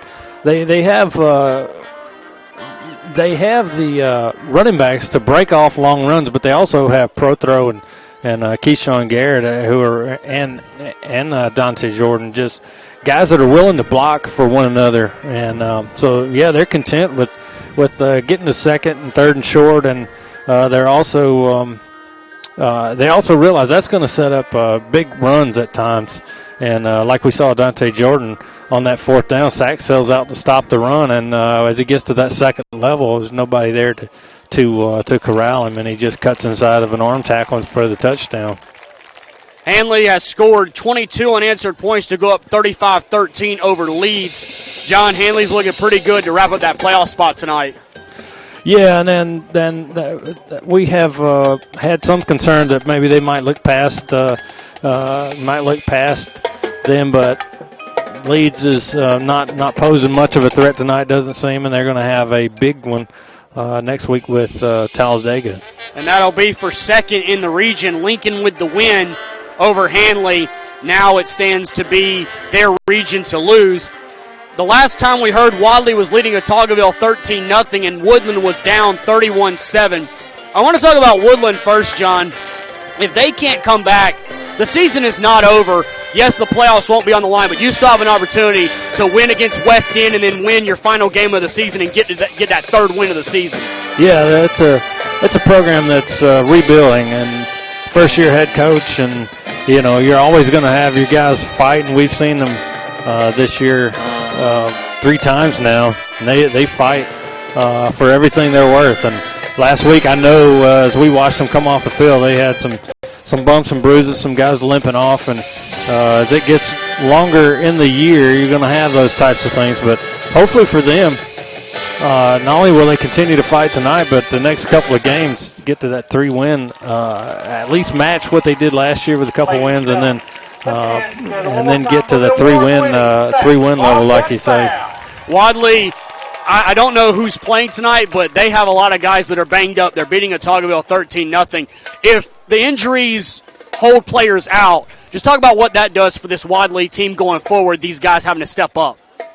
Well, it gives your guys an opportunity, and they gain valuable experience, and not the type where you're blowing a team out, but the type where, hey, Wadley's really counting on these guys. You're not just going in there and mop-up duty. They're really counting on these guys, and they're playing with the ones, so to speak. So, you get that type of experience in and against region play, and it can only help you now and in the future. We'll take a timeout momentarily, but we want to talk to you about some sponsors. Southern Union State Community College, Regional Medical Center, Trailers Retirement Community, Gedney's Restaurant, Morning Star Christian Gear, Tana Wadley and Mayor Donna McKay, the Randolph County Sheriff's Department, Dr. Michael Edwards Dentistry, kickoff sponsor State Farm Agent Ken Seifert, timeout sponsor is Southern Auction Solutions and Mr. Ron Young, and the Player of the Week sponsor is Regional Medical Center. The early candidate is Jonathan Prothrow with a pair of touchdowns. We'll take a 2.5-minute timeout, and we'll take a look at the stats from the first half. You guys are listening to Randolph County High School football on WLWE 94.7, streaming online, Eagle1023.com. 29-6 your halftime score, Tigers in front. Back with more after this 2.5-minute timeout on the Eagle Sports Network. Why choose Southern Union? Between working and family responsibilities, I thought I'd never be able to go to school. But Southern Union offered flexible schedules for both day and night courses. At Southern Union, I was able to take classes that gave me hands-on experience to aid in my future career. I really needed a calculus class, but couldn't fit calculus into my schedule this semester. So I went to Southern Union, and it transferred back to my university. Keep going at Southern Union. Your journey has just begun. For more information, visit suscc.edu. Whether it's urgent care or primary care, RMC's Roanoke Rural Health and Urgent Care Center is here to meet your family health care needs. Our clinic provides CT scans, ultrasounds, digital x-rays, and stress tests, as well as primary or special care services. Located at 1950 Main Street in Roanoke, we're open Monday through Friday, 8 a.m. till 6 p.m. RMC Urgent Care and Rural Health Center. The right care right here. The Rehab Center and TREA at Trailer Retirement Community in Roanoke offer a wide range of therapy services that will help you get back on your feet and cheering for your team. TREA Outpatient Clinic provides a continuation of care in an outpatient setting, as well as providing therapy services to patients with any conditions that limit mobility. Serving the area for 15 years, the Rehab Center and TREA are there to help improve your quality of life. For more information, call 334-863-3500. Southern Auction Solutions is now offering online-only timber auctions. Let us sell your timber for top dollar. The sealed bid method is outdated. With the latest technology, we can offer an online-only auction which will maximize your profits. You control the final outcome. If you have a timber tract, it is worth your time to give us a call or visit southernauctionsolutions.com. At the end of the timber auction, you can say yay or nay. Selling your timber means putting cash in your pocket and allows you to keep your property, turning your assets into cash. Southern Auction Solutions, your full-service auction company. The Randolph County Sheriff's Department is a proud supporter of all the local area schools. Whether you're a Tiger, a Bulldog, or a Bobcat, the Sheriff's Department would like to wish all the students, faculty, support staff, and families of Randolph County a great 2019 and 2020 school year. On behalf of Sheriff David Cofield and all the personnel at the Randolph County Sheriff's Department, we would like to remind you to buckle up, drive responsibly, and let's have an amazing football season. Dentistry isn't all about teeth. It's about listening and treating patients like family. At Dr. Michael Edwards' office, that's what you'll get. Located in Wedowee, Dr. Edwards' team of highly qualified dental specialists are there to address all of your dental needs, accepting patients ages 4 and up and offering a full complement of dental services, including implants, oral surgery with IV sedation, full mouth replacement, and prevention and treatment of gum disease. For more information, visit them online at miketooth.com or call 256-357-2882 to schedule your appointment. Keep those winning smiles bright. Now back to the field for Alabama area high school football on the Eagle Sports Network. Welcome back out, everybody, to Randolph County High School. Halftime going on right now, 29-6. The Tigers in front. Halftime stats for you. Randolph County with 6 first downs, sacks with 5. Randolph County just 0 for 1 on third down, sacks 1 of 7. Randolph County 1 of 1 on fourth down, which they scored a touchdown on. Sacks is yet to go for it on fourth down. They did have a fourth down conversion on roughing the kicker. Randolph County with 2 turnovers. Sachs turned that into 6 points. Sachs has 6 penalties, and Randolph County has 2. Randolph County got the scoring started. Kayshawn Garrett, a 5-yard run, 2-point conversion good, made it 8-0. Sam Parnell with a 9-yard pass off of a reverse flea flicker to Zay Elston. The 2-point conversion failed. It was 8-6 at that point.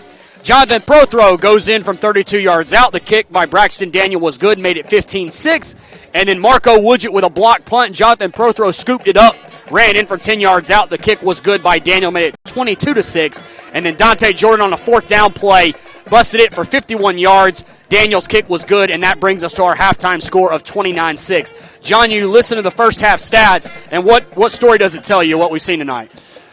Well, I'd be interested to know also the time possession if we had those types of numbers up here. But you know, it seems like Sachs has had the ball quite a bit, and they just have not had the long sustained drives. They just don't have the ability to do that. They had the one big play that got them down here for the touchdown. Then they pulled out the trick play for the touchdown. But Randolph County, you know, just being able to run the ball, and I think they only had the 1 3rd down, like he said. So they've been in good shape as far as the 6 go all night. The 1 3rd down they had was that funny pitch through Garrett's hands that they were able to corral and nearly got a first down out of that. They forced a measurement out of it at least, and then come back on the next play with the long touchdown run. But just domination on the ground right now from Randolph County, running out of the wishbone primarily. Yeah, Wishbone's definitely given them some success. We've seen them out of the shotgun the first couple times, and they like what they're doing with the Wishbone right now. So as we wind down the halftime clock here, John, just give me some keys and what you're going to look out. We'll start with Randolph County, what they're going to look to do here in the second half. Well, they're going to try to drain the clock. They're going to try to get out of here, get to next week, and in good shape. And Sachs, they're while it seems insurmountable right now for them, at least from our standpoint, they're going to have to do some good things. They still have Glencoe next week, but Randolph County, you got Pleasant Valley still looming, and I'm not sure what they're doing tonight, but if you're Randolph County and you can hang on to this one, sets you up in really good shape for at least, at best, the second place and host of a region, host of a playoff game. You mentioned next week, John. We will be back in Hanley. Hanley hosting Talladega. Hanley is winning tonight. If they hold on, this matchup against Talladega will be for a two spot if Lincoln goes on and beats Childersburg tonight. We'll be back on the air at 6:30, right back here on WLWE 94.7. Hanley and Talladega from Roanoke next week. You mentioned Randolph County. They'll play Pleasant Valley next week. Woodland will play West End. That's a road game for the Bobcats. And Wadley has a road game against Notasulga. Opponents for next week, Pleasant Valley is 4-2 right now. So if they lose, Randolph County will need to beat them to try and lock up a 2 spot. In 4A, we talked about Hanley and Talladega. Talladega is playing Holtville right now.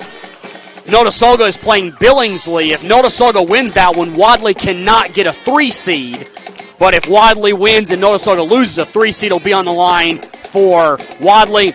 Woodland, of course, losing, which will put an end to their playoff host. But if you beat West End, you'll end up 5th in the region. And then if you beat your non-region opponent, I should say, in Donahoe, you could get to 3 wins on the season. John, one final comment about those schedules for our Randolph County teams heading into the next week.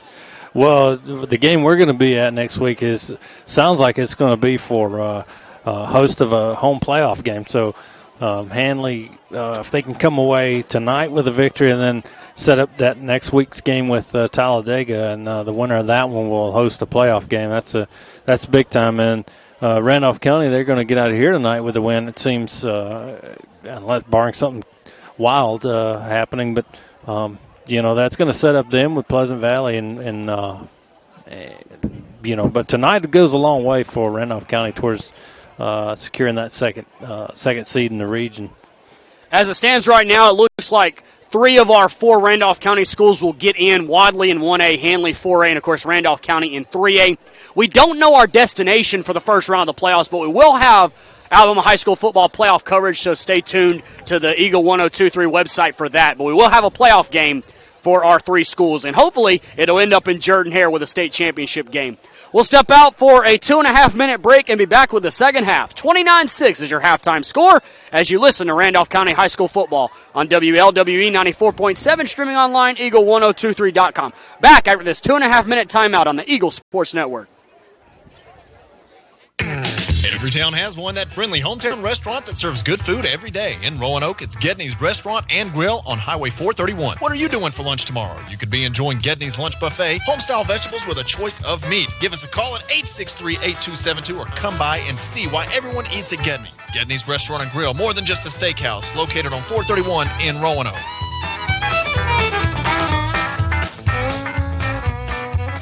Looking for a local Christian service store? Look no further than Morning Star Christian Gear. They offer the best selection of Christian-based products around, including King James Bibles, Bible covers, Day Springs box cards, communion supplies, and other amazing Christian-based gifts. Located on Highway 431 South in Roanoke. Open Monday through Friday from 9:30 to 5:30 and Saturday 10 to 4. For more information, call Morning Star Christian Gear at 334-863-2425. Why choose Southern Union? Between working and family responsibilities, I thought I'd never be able to go to school. But Southern Union offered flexible schedules for both day and night courses. At Southern Union, I was able to take classes that gave me hands-on experience to aid in my future career. I really needed a calculus class, but couldn't fit calculus into my schedule this semester. So I went to Southern Union, and it transferred back to my university. Keep going at Southern Union. Your journey has just begun. For more information, visit suscc.edu. Whether it's urgent care or primary care, RMC's Roanoke Rural Health and Urgent Care Center is here to meet your family health care needs. Our clinic provides CT scans, ultrasounds, digital x-rays, and stress tests, as well as primary or special care services. Located at 1950 Main Street in Roanoke, we're open Monday through Friday, 8 a.m. till 6 p.m. RMC Urgent Care and Rural Health Center, the right care right here. The Rehab Center and TREA at Trailer Retirement Community in Roanoke offer a wide range of therapy services that will help you get back on your feet and cheering for your team. Their highly skilled team of physical, occupational, and speech therapists offer intensive 6-day-a-week therapy services for all medical needs, including orthopedic and post-surgical care, stroke, and generalized weakness rehab. Serving the area for 15 years, the Rehab Center and TREA are there to help improve your quality of life. For more information, call 334-863-3500. Now back to the field for Alabama area high school football on the Eagle Sports Network. We are back here at Randolph County High School. Randolph County, second half, about 2 minutes away. Randolph County 29 and Sachs 6.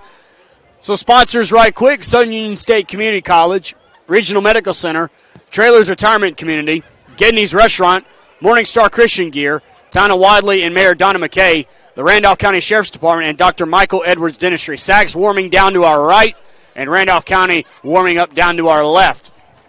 Randolph County is going to get the ball here to start the second half. And, John, what do you think they're going to look to do with this first drive in the second half, up by 23? Well, I think they're going to try to keep it on the ground. I don't think they're going to change what's worked for them second half of last week, and what's really bitten off big chunks of yards for them tonight is the run game. And it wouldn't surprise me to see Prothro get some more carries. That first man through has been pretty effective for them tonight. And as Sachs comes out for the second half, they've had their opportunities. The play at the end of the half, they didn't really manage it all that great. That was set up by the timeout mismanagement, if you want to call it that. What are they going to look to do here in the second half, trailing by 23? Well, here's the thing with them that really hurts them, and you can tell when you're watching them. They don't have the ability to run the ball effectively right now. If they did, it would really open up the passing game. We've seen some open passes tonight. We've seen a drive that was stalled because the ball went right through the receiver's hands. Escapes my memory right now. I think it was Zay. Yeah.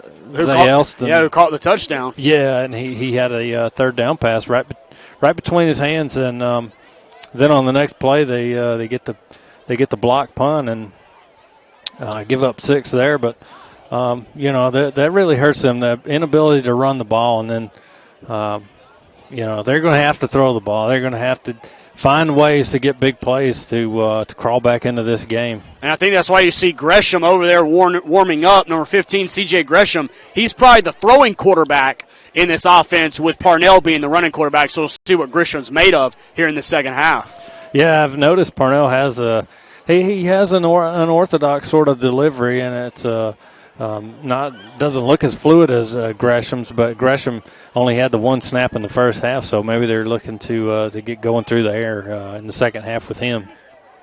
And coming in cold, what do you think when Sachs does get the ball? What are they going to look to do to get him into the flow of the game? Well, they're going to continue to run their offense. They're going to try to get their guys open by faking that run, and that's the passes that Parnell have hit have been and some that he's missed. There's a couple that's been on him, but there's been a couple that were just flat out missed by the receivers. But those types of passes where you fake the run and now you got a guy streaking open, those are usually easy passes to hit on. So I would look for them to just continue more of what they're doing. They have some measure of success, but offensively they just don't have the ability right now to run the ball, and that hurts their case. Second half kickoff is going to be brought to you by State Farm agent Ken Seifert. State Farm knows that your car and home are things you've worked so hard for, so give them the protection they deserve. Call State Farm agent Ken Seifert in Roanoke today at 334-863-2428. Jay Douglas, John Stevens here with you. Brett Thompson, our on-site producer this evening. Kenneth and Beth back inside our Eagle Sports Network studios. Sachs in white with the red pants and gray helmets, kicking from left to right. Randolph County in blue jerseys with gray pants, the gold and blue trim, and the gray helmets. Patrick Williams is the man to kick it off, and he will do so momentarily as Randolph County gets the second half kick up 29-6. Hanley was leading 33-13, I should say. And then you had Wadley up 13-0 and Westbrook Christian up on Woodland 31-7. And Hanley, I think it was actually 35-13. I beg your pardon. I know Leeds had 13. That's all I remember off the top of my head. Williams back at his 34-yard line, ready for the go-ahead. There it is. He kicked kind of a squibber the first time. We'll see what he does here. He kicked it to McKissick last time, and he will do so again. McKissick will pick it up, but he's going to fall on it right at the 35-yard line, maybe the 36. So Sachs, definitely the game plan is not to give the Tigers a return and hope that one of the up men muff the kick. But McKissick equal to the task on both opportunities. Yeah, both times they've kicked it to him tonight. He's shown really good hands and really good IQ of just getting on the ball and getting down. And taking the ball at the 35 is usually pretty good. Tight end left is Markel Lee. Tight end right is Marco Woodgett, as DeMarcus Davis is your quarterback for the Tigers. And he will keep it on a veer play going right and may have gotten two. He's still driving, play not dead, and he might get almost 4 to the 39-yard line. Driving all the way. And Jay, right after that play, number 55 for Sachs, right as they're blowing it dead, he comes jumping in on the pile, and I think that they've thrown a flag on him. Yeah. They are. Big number 55 is Hunter McLeod. He's one of the captains, and you never like to see that from a captain. So a 15-yard penalty will move the ball all the way into Sachs territory for the Tigers. Well, unfortunately for him, the DeMarcus Davis and the pile of Randolph County Tigers were still pushing, and then they finally blew the play dead. It just late whistles by the ref, I think, baited that penalty. 47-yard line of Sachs. Same formation out of the wishbone. They will hand it to Garrett left side. Out of one tackle, but then goes down. Good tackle by number 1, Quan Garrett. And the ball gets to the Sachs 41, so a pickup of 6 on that play. Keyshawn Garrett that time had a face full of the Garrett for Sachs that time.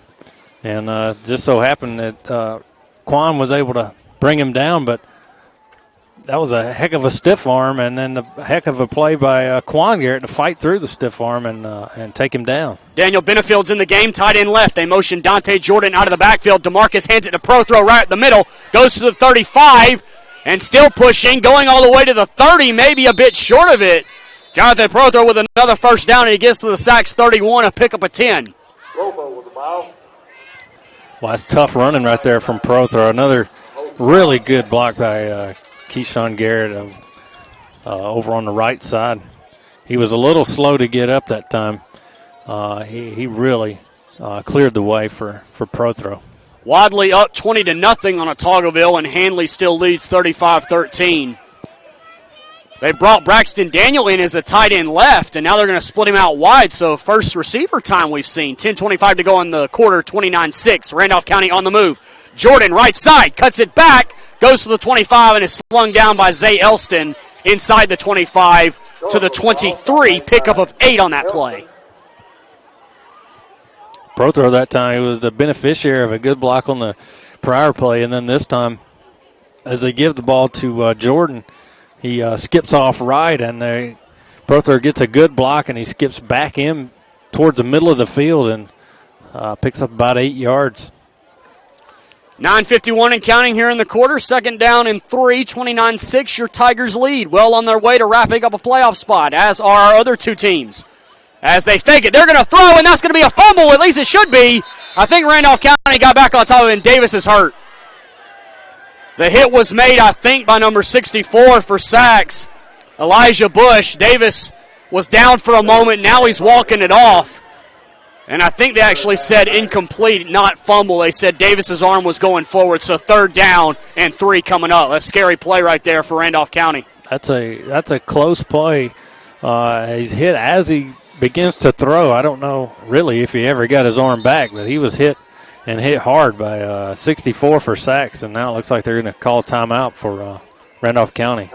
Timeout brought to you by Southern Auction Solutions.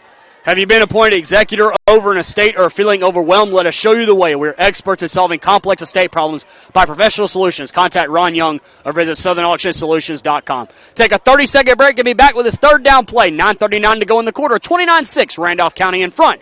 Back after this 30-second break on the Eagle Sports Network. Whether it's urgent care or primary care, RMC's Roanoke Rural Health and Urgent Care Center is here to meet your family health care needs. Our clinic provides CT scans, ultrasounds, digital x-rays, and stress tests, as well as primary or special care services. Located at 1950 Main Street in Roanoke, we're open Monday through Friday, 8 a.m. till 6 p.m. RMC Urgent Care and Rural Health Center. The right care right here. Now back to the field for Alabama area high school football on the Eagle Sports Network. Back here at Randolph County, third down and 3 after that incomplete pass. Jay Douglas and John Stevens here with you. Braxton Daniel wide right. Davis will hand it to Prothro, first man through, and that's going to be a first down, carrying a Sachs defender all the way down to the 18-yard line. And now Quan Garrett is up limping for Sachs. So a pickup of 5 on that third down and 3 play. First and 10, Randolph County. Yeah, Prothro that time carried Trenton Brown for about 5 yards after first contact and was able to pick up that first down. First and 10 Tigers from the Sachs 18. 9:15 and counting here in the third quarter. 29-6, your Tigers in front. Benefield tight end right and Woodgett tight end left. Garrett in front of Jordan. And they hand to Jordan, left side, inside the 15, inside the 10, 5, touchdown Tigers! Dante Jordan virtually untouched, and the Tigers are back on the scoreboard. An 18-yard run for Dante. Yeah, if he was touched, it wasn't with any authority because he takes the ball, cuts right, and then right back up through the middle, and really good blocking that time all the way down the field for Randolph County. 35-6, and the extra point coming from Braxton Daniel.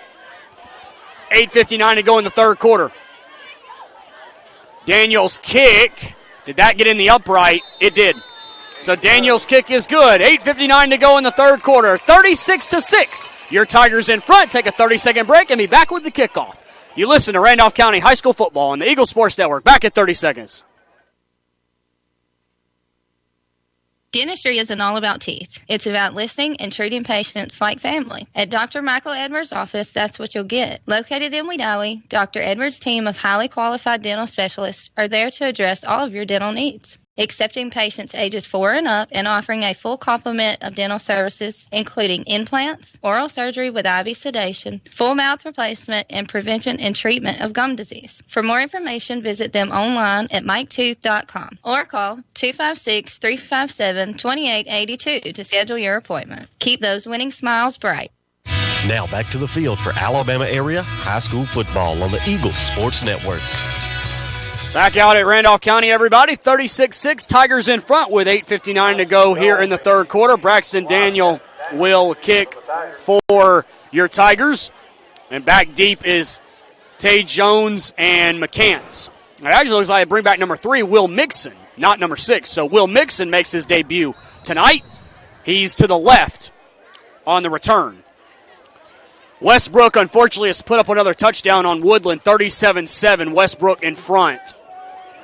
This will be Jones from about the 20. Takes it there, goes to 25, cuts out to the 30, out of one tackle, not out of another. And a host of Tigers in there. I see Minifield in there. I think 56, Sion Barnes contacted him first. And the line of scrimmage will be their own 31-yard line, a return of 11 yards for sacks. On that kick return at that time, Colton Holt was blocked into at least getting an assist on that tackle. He was engaged with a blocker, and blocker didn't see the returner coming, and I guess he just blocked him right into him. 1st and 10 sacks. Ohatchee still leads Ranburn 20-7. That's for the 2A Region 6 championship, seemingly. That's Woodland's region, by the way. And looks like Parnell's actually out there. So 3 receivers right and 1 left. So they're going to stay with Parnell.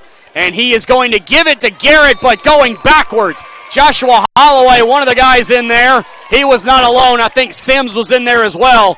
And Quan Garrett goes all the way back to the 28-yard line. Maybe the 27, loss of 4 at the most. Yeah, this is reminiscent of earlier in the game. And Nicholas Sims and Joshua Holloway just right through the offensive line of sacks, and the offensive line didn't provide much in the way of blocking that time. 36-6, your score right now, coming up on the 8-minute mark to go in the quarter. Third quarter we play. 2 receivers left and 1 right. McCants wide right. As Parnell takes the snap and fakes it to Garrett, he'll flip it out. Williams makes the catch at the 25, trying to make a man miss, but that's a good tackle over there. A host of Randolph County players get him down. Dante Jordan, one of the guys. McKissick was chasing it down as well, and we'll see where they put the mark. That might have gained nothing. Maybe a yard if he's lucky. Yeah, they've tried this play a couple times tonight. Once for the 2-point conversion, and it was not a good pass on the 2-point conversion, but they get the pass completed, and Patrick Williams just can't get around Dante Jordan or Keyshawn Garrett on the right side. 3 receivers break out right for Parnell. Single receiver left. Jones is the single receiver left. And they will fake it to Garrett. They'll throw a slant pattern, and it's overthrown. Williams was open. Davis was ready to belt him close to his first down, but the pass was errant, and it sails incomplete, and 4th down coming up for sacks. Yeah, for sacks, you got to make a better throw than that. That's not giving yourself a chance when you I think he hurried the throw, and he really didn't have a need to. Maybe his eyes just got big because Patrick Williams was just streaking open, and we had one player, DeMarcus Davis, back to make the tackle, but pass was incomplete. Jordan sees this punt go out of bounds. That kickoff, by the way, for Randolph County was sponsored by State Farm agent Ken Seifert.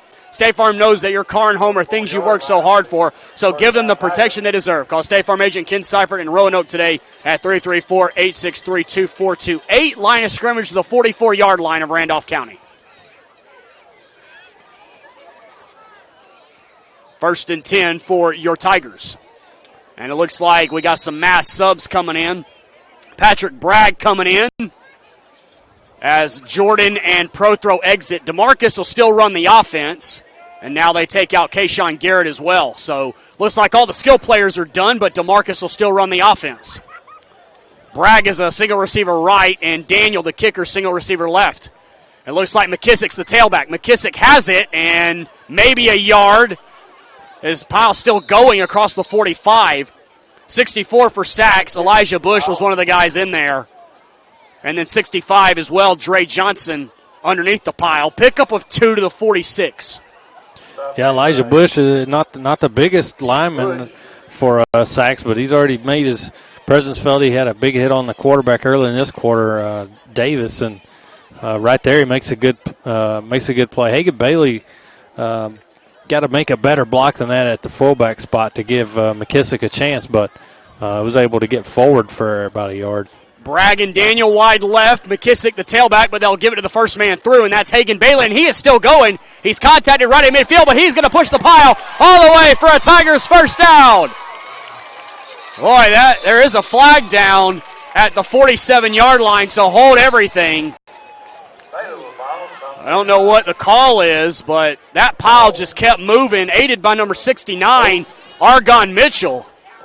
Looked like he was going to be stopped short, but Mitchell just pushed the pile, and Bailey had himself a first down, but there's a flag on the far side. Yeah, he gave it to the fullback out of the I formation that time, and well, he was contacted, across the line of scrimmage, not far, a couple of yards downfield, and then just drove the pile well past the first down marker, but then there's a flag on the far sideline. And they've not yet given us the indication on it. 6:51 to go in the quarter. 36-6 is your score for Randolph County in front. They have scored 28 unanswered points since it was 8-6, and we're sorting out a penalty right now. While they sort it out, let's talk to you about some of our sponsors. Southern Union State Community College, Regional Medical Center, Trailers Retirement Community, Gedney's Restaurant, Morningstar Christian Gear, Town of Wadley and Mayor Donna McKay, Randolph County Sheriff's Department, and Dr. Michael Edwards Dentistry. And I still don't know did you see an indication? No, the indication was against Randolph County. I'm not sure what the call is. Last update we had was Hanley 35 and Leeds 13. And we had Wadley 20 and Otagoville nothing. I did not see an indication. I guess it was a hold, maybe. But that doesn't look like a 10-yard mark-off. It looks like more of a 5-yard mark-off, so maybe an illegal formation or something. So second down, and Davis hands to McKissick, and going nowhere, tripped up right away by a lineman for sacks. I think it was 65 Jordan again, Dre Jordan. And 28 was in there as well, McCarry Gay. Third down coming up for the Tigers at their own 47. McCarry Gay was blocked to the ground, and just so happened that play was running that way, and he was able to get a hand on the runner. Third down coming up for the Tigers as they start from their own 47. Third down and about 8, maybe 7. Single receiver left as Davis fakes the handoff. He's going to roll left. He's going to throw now, and he will be almost intercepted. McKissick had two hands on the ball. He wanted number 8, Minifield, but that pass was overthrown, and McKissick almost had a pick. Yeah, he was able to roll out here to the left, and he wanted, like he said, Daniel Benefield, but he was under pretty good pressure. He had two guys bearing down on him as he threw it, and he threw it as he's rolling left. So for a right-handed quarterback, he's throwing it and just got too much on it. I think if he gets that pass down, it's probably completed.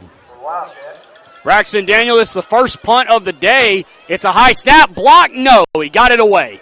Pressure coming in for sacks, and that ball's going to hit at the 30 and bounce sideways and roll out of bounds at the 34, I believe. Breaking in, I think, was Gay again for the block kick, but he couldn't get a finger on it.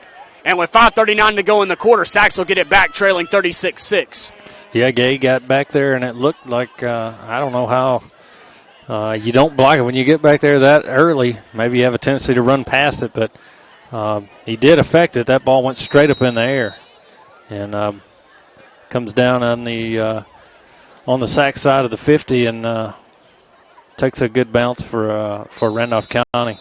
5:39 to go in the quarter and a flag for something. Not sure what. Maybe 12 in the formation. Yeah, 12 in the formation on Sacks, I believe. No, it's on Randolph County. So 12 in the formation for your Tigers, and they'll be penalized 5 yards. So Sachs will be 1st and 5 from the 38. Well, now they're discussing. Sachs only had 10 players on the field. I don't. Did they indicate? They said Randolph County, and that's what it's going to be. It's going to stand as Randolph County subbing, legal substitution. Wadley 26, Otagoville nothing. On the out-of-town score. 1st and 5 from the 38 for Sachs. 3 receivers left. And Gresham has entered the game. Benefield was back there by himself and got to the 40, so a pickup of 2. 2nd and 3 coming up.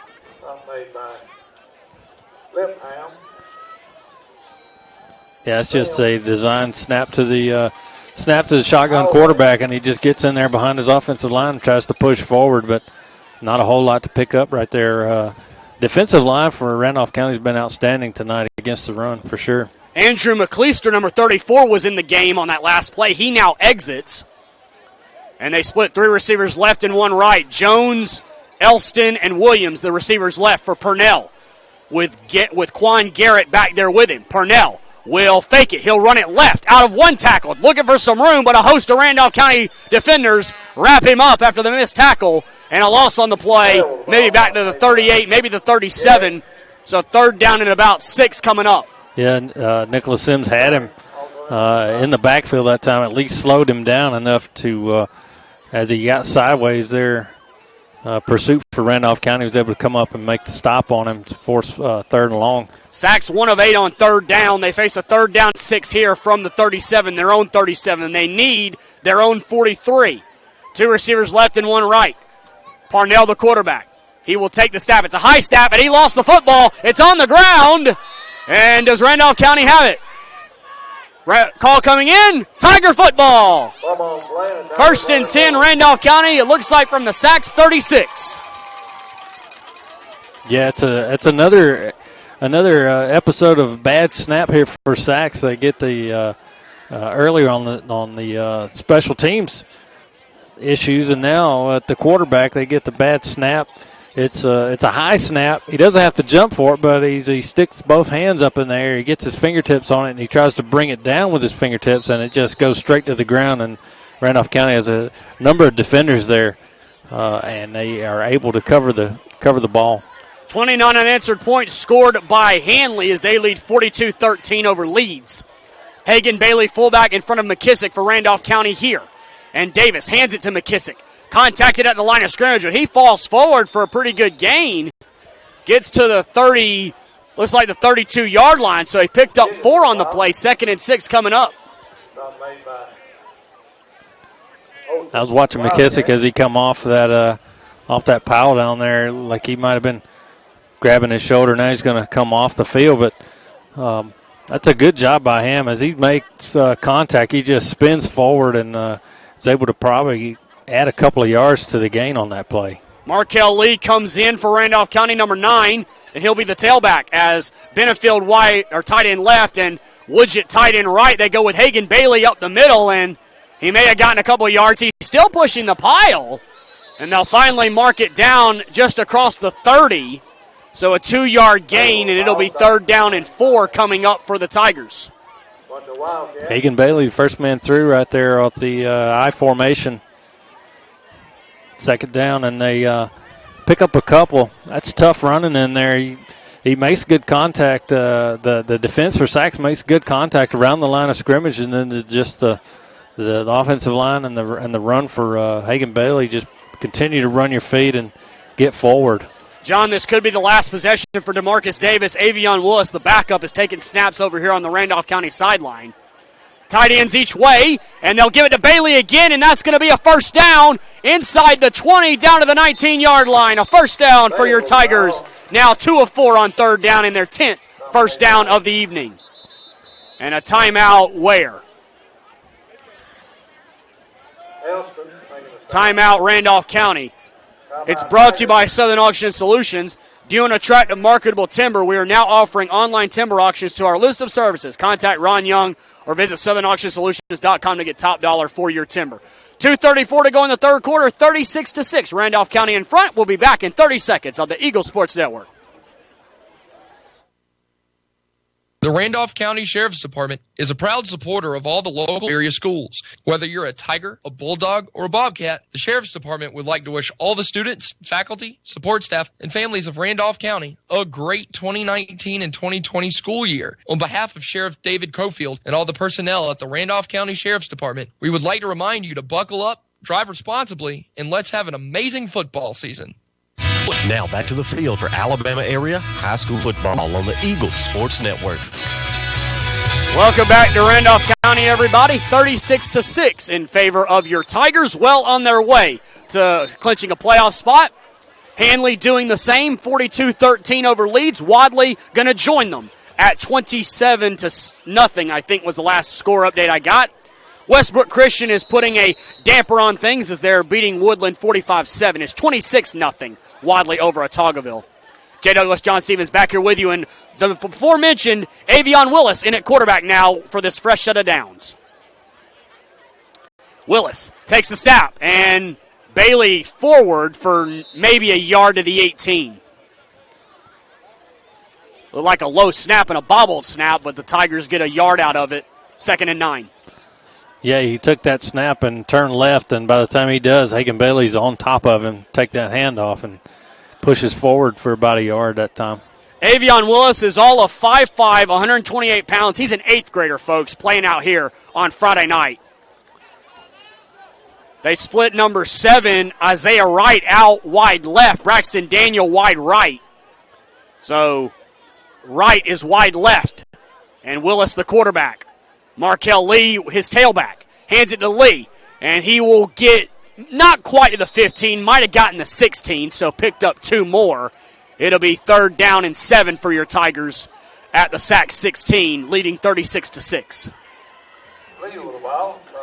They hand it off to Lee off of that right side there, and it's just not a lot found on that side, and Sachs did a good job and sets up 3rd and long for Randolph County. Otagoville has scored. It's now 26-8, Wadley in front. 2 receivers left. Benefield tight end right. Isaiah Wright, the single receiver or the wide receiver. Daniel in slot left. And now they overload the left side. And Bailey takes it up the middle, driving his feet, and might be just short of his first down. He got to the 11. He needed the 9. 4th down and 2 will be the decision, and I think Randolph County goes for this up by 30 with 50 seconds to go in the 3rd quarter. Yeah, I think that's the same play they started this set of downs with. He just takes the handoff from under center, turns left, and Hagan Bailey's right there to take it, and Sachs does not this time do a good job of getting him down on first contact, and he's nearly at the 2nd level of the defense. 4th down and 3. Bailey contacted, driving, and I think he may have it. Depends on the spot. Sachs thinks they stopped him, but I think that's a 1st down inside the 10. 1st and goal for your Tigers when they separate. Or no, they gave it to Sachs. Boy, I really thought the official on the far side gave the 1st down, but he was stopped maybe just short, and Sachs takes over. Well, it's tough from our angle to see. It looked like from our angle, at least he was going to be very close to it, and looks like they didn't even want to measure. They just turned the ball over on down. So now Sachs gets an opportunity to we'll see if they substitute at all, but looks like Randolph County still has a lot of their first-line defenders in. 21 seconds to go in the 3rd quarter, 36-6. Randolph County in front. We're in Hanley next week. Hanley hosting Talladega. We're right back here on WLWE 94.7. Pre-game at 6:30. Game time at 7. As Parnell hands it up the middle to Quan Garrett, and he's tripped up by big number 78, Latham. And he got maybe a yard. He got to the 13-yard line, so he picked up 2, and that will do it for the 3rd quarter. So we'll take a minute timeout and be back with the 4th quarter. 36-6, Randolph County in front, well on their way to clinching a playoff spot. 36-6, 4th quarter is next. You listen to Randolph County High School football on the Eagles Sports Network. Back after this minute timeout. Why choose Southern Union? Between working and family responsibilities, I thought I'd never be able to go to school.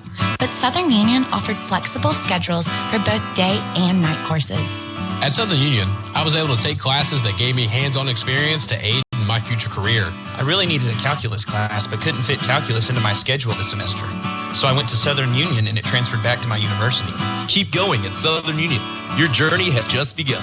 For more information, visit suscc.edu. How long's it been since you've had a great steak? Go to Gedney's Restaurant and Grill in Roanoke and give yourself a treat. Gedney's Restaurant and Grill features specialty cut steaks, and they use a very special marinade. You'll love it. Gedney's has delicious steaks, starting with the 8-ounce Little Joe's sirloin, or choose the delicious 12-ounce ribeye. If you want a great steak, go to Gedney's. Gedney's Restaurant and Grill, more than just a steakhouse, located on Highway 431 in Roanoke.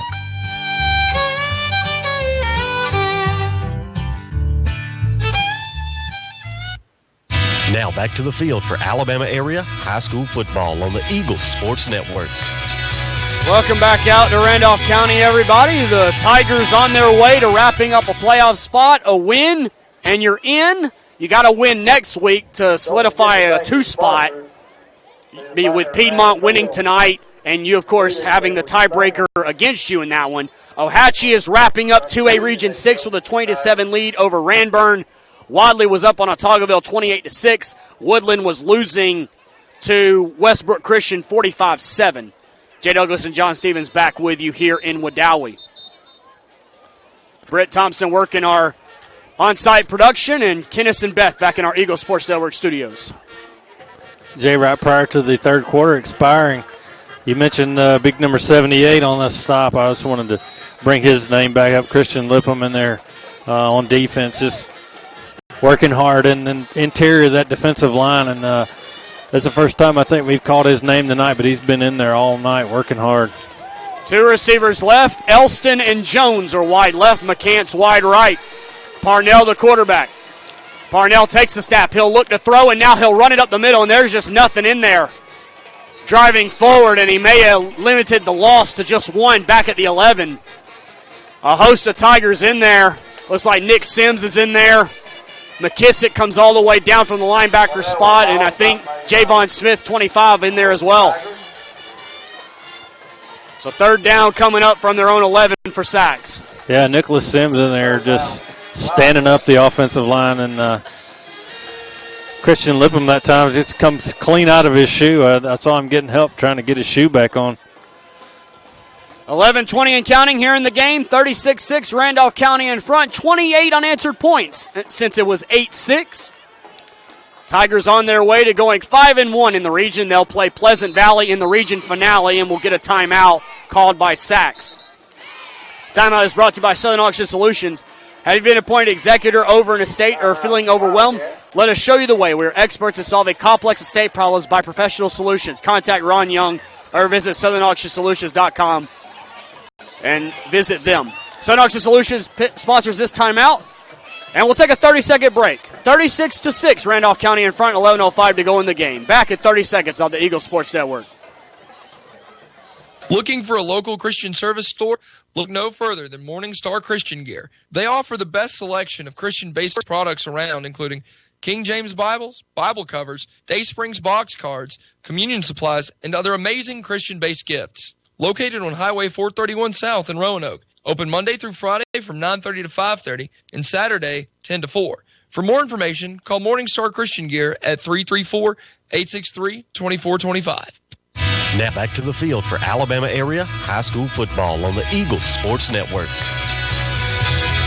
Welcome back out to Randolph County High School, everybody. Jay Douglas and John Stevens here with you.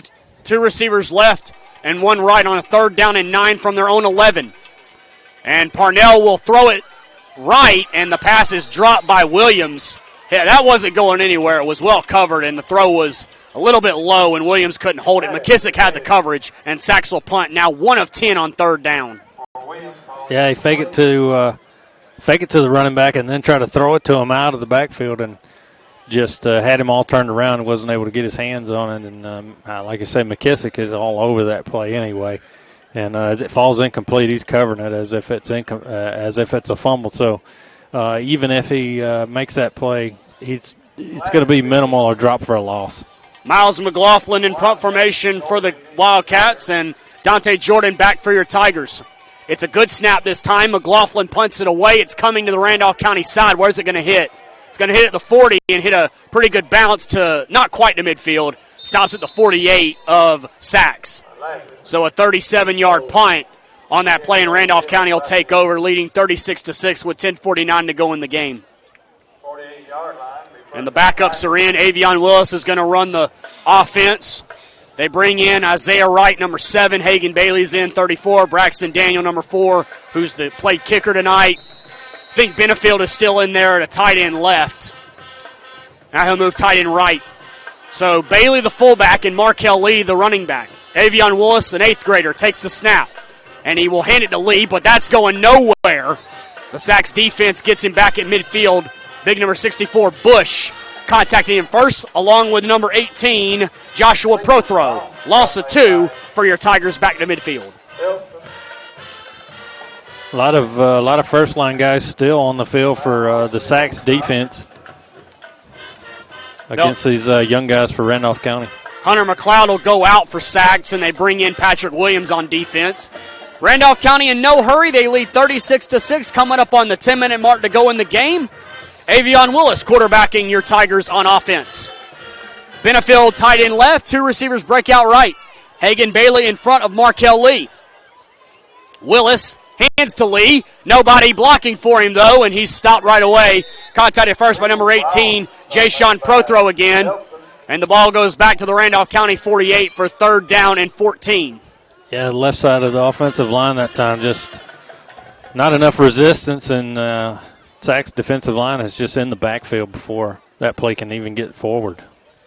Randolph County 2 of 5 on 3rd down, 1 of 2 on 4th down. They haven't had too many opportunities on either. 9.5 to go, 4th quarter, 36-6. Randolph County will move to 5-1 in the region, and a win next week will solidify their 2 seed. 2 receivers left and a tight end right. Willis pitches it right, and this is Patrick Bragg. And Patrick Bragg, he lost the ball. It's not dead. And well, now they do call it dead, I think. Sachs had the fumble. Patrick Bragg carrying the ball, but he was ruled down at the 47-yard line, or the 43-yard line of Sachs. 4th down coming up for Randolph County. 4th and about, looks like 6. And looks like the Tigers will punt. We get around the right side that time and just couldn't hold on to the ball. As he's going to the ground, it looks like the ball comes loose. When he hits the ground, it finally does come loose, and they called him down. And good thing for Randolph County, or that had been a turnover. Looks like Randolph County might take a timeout. They're running in somebody late. They've got 2 seconds and 1 second, and they didn't get it off. Yeah, they didn't get it off. Daniel kicks it anyways, but that was a delay of game unless Coach Prestridge got the timeout. He did not. Delay a game on your Tigers. 5th penalty of the night for your Tigers. 36-6 they lead with 8:24 to go in the game. Yeah, there was some confusion on that prior to the snap, and they're running Woodgett on late and just don't get the snap off. 4th down from the Sachs 48 now, which is where the drive started. Daniel in punt formation. The clock is not running, and they're still wasting time. 5 on the play clock for Daniel. He takes the snap. It's a high one. He goes back to get it. Pressure coming and gets it away. And Elston will watch this one bounce inside the 10. Boy, that ball could have went further, but Dante Jordan downed it before it could. It goes all the way, looks like the 13-yard line, so a 35-yard punt for Braxton Daniel. 1st and 10 for Sachs with 8:10 to go in the quarter. Yeah, I've been impressed with Braxton Daniel's kicking ability tonight. He's nailed all of his extra points, and that snap was not the best, and he kicked it sort of off balance, and he still almost parks that thing inside the 10-yard line. If Jordan lets it bounce one more time, they're probably within the 10-yard line. 1st and 10, Sachs from just inside the 13, their own 13. And they break off Tay Jones wide left, 3 receivers right. Parnell still the quarterback. Garrett his running back. Parnell takes the snap, fakes the handoff. He'll run it right. And nowhere to go. Back inside the 10, maybe at the 9. Loss of 3 on that play. Randolph County doing a good job on the zone read play. Looked like Markel Lee was over there along with McKissick. And number 50 for Randolph County, Noah Turner, all on that left side of the defense. Yeah, it looks like it just takes too long to develop as he's rolling to the right over there. It looks like he's trying to let something develop downfield to throw it, or he's just not getting upfield in the run game. Parnell hands to Garrett this time, who breaks through momentarily, but then is brought down maybe at the 11-yard line. Good tackle by 78. Lift him again. And it looks like the play got to the 11, so 3rd down and 11 coming up for Sachs, who's 1 of 10 on 3rd down tonight. 7:10 to go here in the game. 36-6 Tigers in front. Quan Garrett that time snuck through, but just as soon as he gets through the line of scrimmage, big lip him there to get him again. 2 receivers right. Parnell will throw left to Jones, trying to make a man miss, and he will maybe get to his 1st down up around the 23-yard line, and it will be a 1st down. Good one-on-one tackle by Patrick Bragg, but Tay Jones gets his 1st down. Tay Jones, from our vantage point, he has really good size. It's really the first time we've seen him involved much, and not with out on the perimeter with an opportunity to make a man miss. And that time he does a good job of coming down with the pass and getting forward for the 1st down. He needed 11, and he got 12 with 6.5 to go in the game. 3 receivers break out left, and McCants a single receiver right. Parnell waits for the snap. He'll take it. He'll fake the handoff. He'll throw right side. Pass is caught by McCants. Out of 1 tackle at the 40, and maybe the 41-yard line. Another gain, and another 1st down for Sachs. Pickup of 17 on that play. 1st and 10 for the Wildcats. Looked like it was going to be pass interference. Number 25, Javon Smith, got there a little early, but McCants shook off the hit and got a 1st down. Yeah, you're right, Jay. Javon Smith on the slant pass, he doesn't try to jump it, but he tries to go for the tackle, and he doesn't get either one. He makes contact before the ball gets there. There were no flags, but it's a good concentration by the wide receiver, and steps out of his tackle and picks up another 1st down for Sachs. 2 receivers each way. Tay Jones in motion, and he will get the jet sweep going right. He goes to the 40, goes to the 45, and contacted there. Looks like Javon Smith was over there again. Markel Lee was chasing it down, pick up a 5 to the Sachs 45. Yeah, the previous play, Javon Smith doesn't make a good play on the tackle, and then this time he does. If he doesn't make that tackle, that's a much larger gain than 5 yards for Sachs. 5:25 to go in the game. 36-6 your score, with McCants breaking out wide right. Zay Elston and Patrick Williams join Tay Jones wide left. Parnell has gone the whole game at quarterback except for that one play at the end of the half with Gresham came in. Parnell takes the snap. He'll throw it out left side, caught by Elston. Goes to the 45, cuts back at midfield into Randolph County territory, and another 1st down for the Wildcats at the Tiger 46. Pickup of 9 on that play. 3 1st downs on the drive now for Sachs with just under 5 minutes to go. 4:59 to go in the game. 36-6 Randolph County. That's a good job that time by Daniel Benefield of chasing that play down. He gets burned on the outside, and they get the pass around him, and he's able to come up behind and make the play, chasing it down from behind. 3 receivers break out right and a single receiver left. Quarterback is Parnell. He takes the snap. He'll throw it right this time, and pass incomplete. He wanted Elston again, but it goes off his hands, incomplete. Clock stops with 4:28 to go in the game. 36-6 Randolph County in front. Yeah, he just run the same play just to the opposite side. This time Elston just hits him right in the hands and bounces off. If Randolph County has a defender in the area, they might intercept that thing for 6. But as it is, it bounces incomplete, and it's going to bring up 2nd and long, 2nd 10. 2 receivers break out right now with Elston and McCants. And Williams will be in an H-back position. The running back is now Trenton Brown. Jones wide left. Parnell hands it, or no, he faked it, and he wanted Elston across the middle. That pass was batted down. Looked like Sion Barnes, 56, was in the area. Hagan Bailey, 34 as well. Pass goes incomplete, 4:24 to go in the game. I think Hagan Bailey had a really good shot at intercepting that. It's one of the few times they've gotten their hands on one of these slant passes, and They were able to knock it down incomplete. Sacks now 2 of 11 on third down. They have 8 first downs tonight. They've got 3 of those on this drive alone.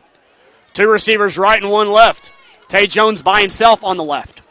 Parnell in the pistol, takes the snap, fakes the handoff. He'll throw, looking right, but cannot get the pass off. Contacted first. Sack made by number 50, Noah Turner, but McKissick was there as well.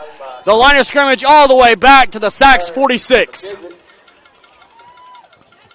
Loss of 8 on that play. I think that's the first time I've seen Noah Turner in the backfield that quick tonight. He's able to get his hands on them. McKissick comes in, and they combine on the sack. We're in Roanoke next week for Hanley hosting Talladega. If Hanley was winning last we saw, so that game next week will be for a 2 seed in the region with Lincoln playing Childersburg. Lincoln, of course, holds the tiebreaker over Hanley. That's a bad punt by McLaughlin, and it'll actually get a good bounce and go dead where? At the 35-yard line. So a punt of 29 yards on the play. First and 10 for the Tigers. 3:30 to go in the game. 36-6, Randolph County leads.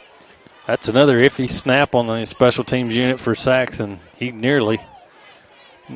almost didn't punt that for a first down, and Randolph County's young guys are going to be able to come back out and try to mount something here with 3:30 left to go. Looks like Patrick Bragg is the tailback now for Willis.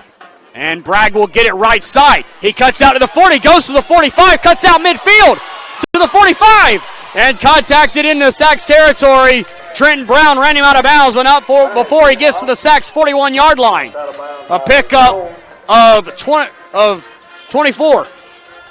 Very similar to the play he ran earlier where he gets off to the right side and gets down the sideline. The play before he fumbled the ball, he's marked down on the play before, but this time a really good job. He has Braxton Daniel out here on the side blocking for him, and he cuts in behind him, and Daniel has an opportunity to make a block in the back, and he just pulls up and doesn't do it. He thinks better of it, so heads-up play by him. Under 3 minutes to go in the game, 36-6, Tigers in front. Looks like they brought in another running back as Avion Willis prepares to take this one all the way down. It might be number 20, Jacarvius Edwards. Hagan Bailey, the fullback, in front of Edwards. And sneak ahead by Willis. Maybe a yard to the 40. Maybe Hagan Bailey had that carry and now an injury. 62 for Randolph County is down. That's Diego Sanchez. And we hope it's nothing serious. They've had a really clean game as far as injuries go tonight. Number 22 for Randolph County, Sandavian Hardnett was the running back that time. He's another youngster. Looked like his first opportunity to get in the game, and that was 34 on the carry, Hagan Bailey. So Sanchez will exit limping on his left side. They bring in number 60, DeMarcus Chappelle. They've also brought in number 5, Jacob Bowl. Randolph County has, so we hope that Sanchez is okay. He's coming over to the training table, and he's going to sit down. Again, it's his left leg. And again, we hope it's nothing serious. Late in the game, you never want to see an injury. Avion Willis, the quarterback. Randolph County has also brought in number 12, Gavin Caldwell.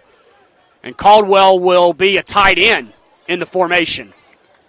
And they will hand the ball, and nothing doing for the running back there for Randolph County. A host of Sacks players getting back at the original line of scrimmage.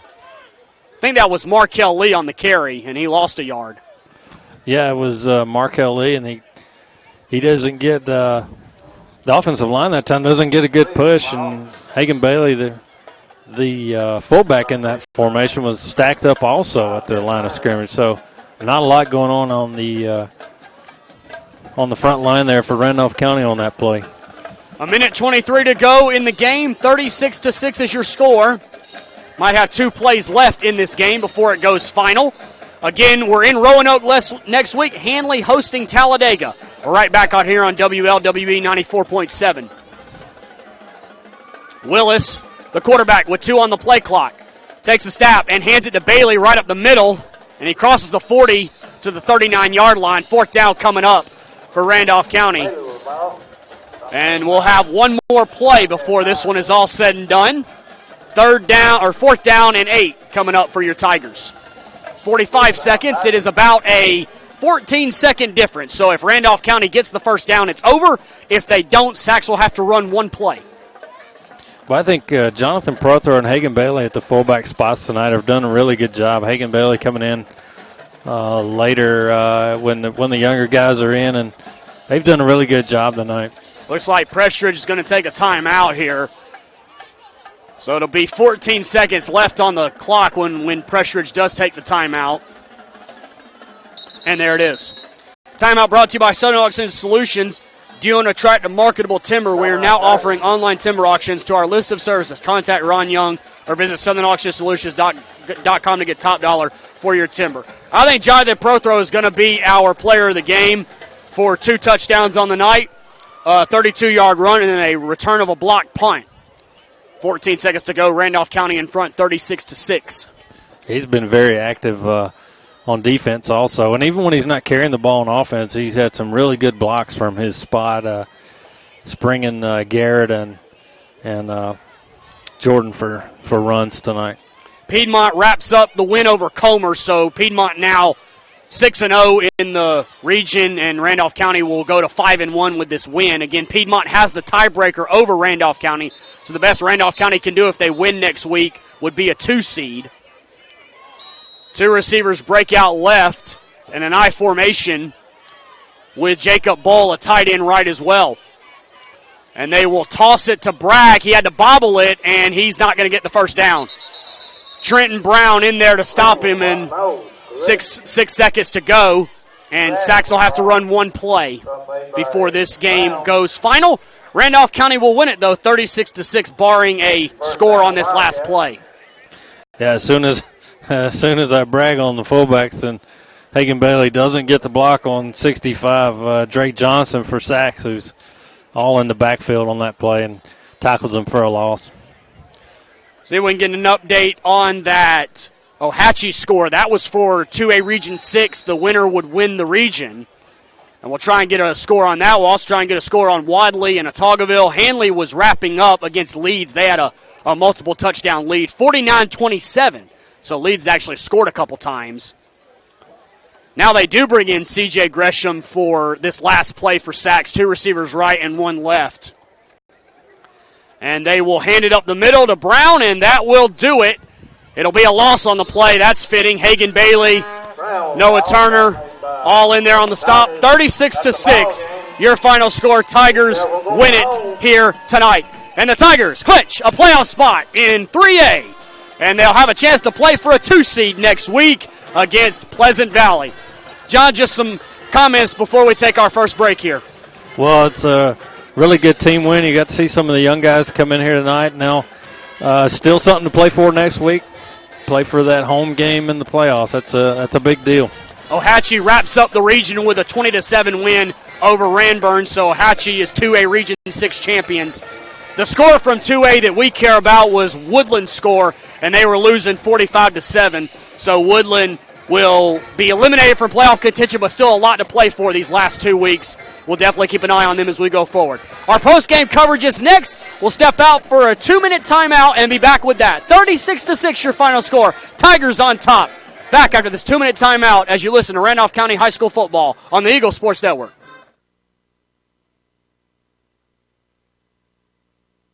There are places where the sunrise is still savored, where spirits and energy soar, where neighbors are more like family, and where big things come in small packages. Welcome to Wadley, Alabama, a great place to raise a family, grow a business, or enjoy your next great adventure. Located along the beautiful Tallapoosa River, Wadley is home to Southern Union State Community College and boasts an award-winning school system where students K-4 through 12 are located on one convenient campus. On behalf of Mayor Donna McKay and the Wadley Town Council, welcome to Wadley, where roots run deep and futures bloom. Whether it's urgent care or primary care, RMC's Roanoke Rural Health and Urgent Care Center is here to meet your family health care needs. Our clinic provides CT scans, ultrasounds, digital x-rays, and stress tests. as well as primary or special care services. Located at 1950 Main Street in Roanoke, we're open Monday through Friday, 8 a.m. till 6 p.m. RMC Urgent Care and Rural Health Center. The right care right here. The Rehab Center and TREA at Trailer Retirement Community in Roanoke offer a wide range of therapy services that will help you get back on your feet and cheering for your team. TREA Outpatient Clinic provides a continuation of care in an outpatient setting, as well as providing therapy services to patients with any conditions that limit mobility.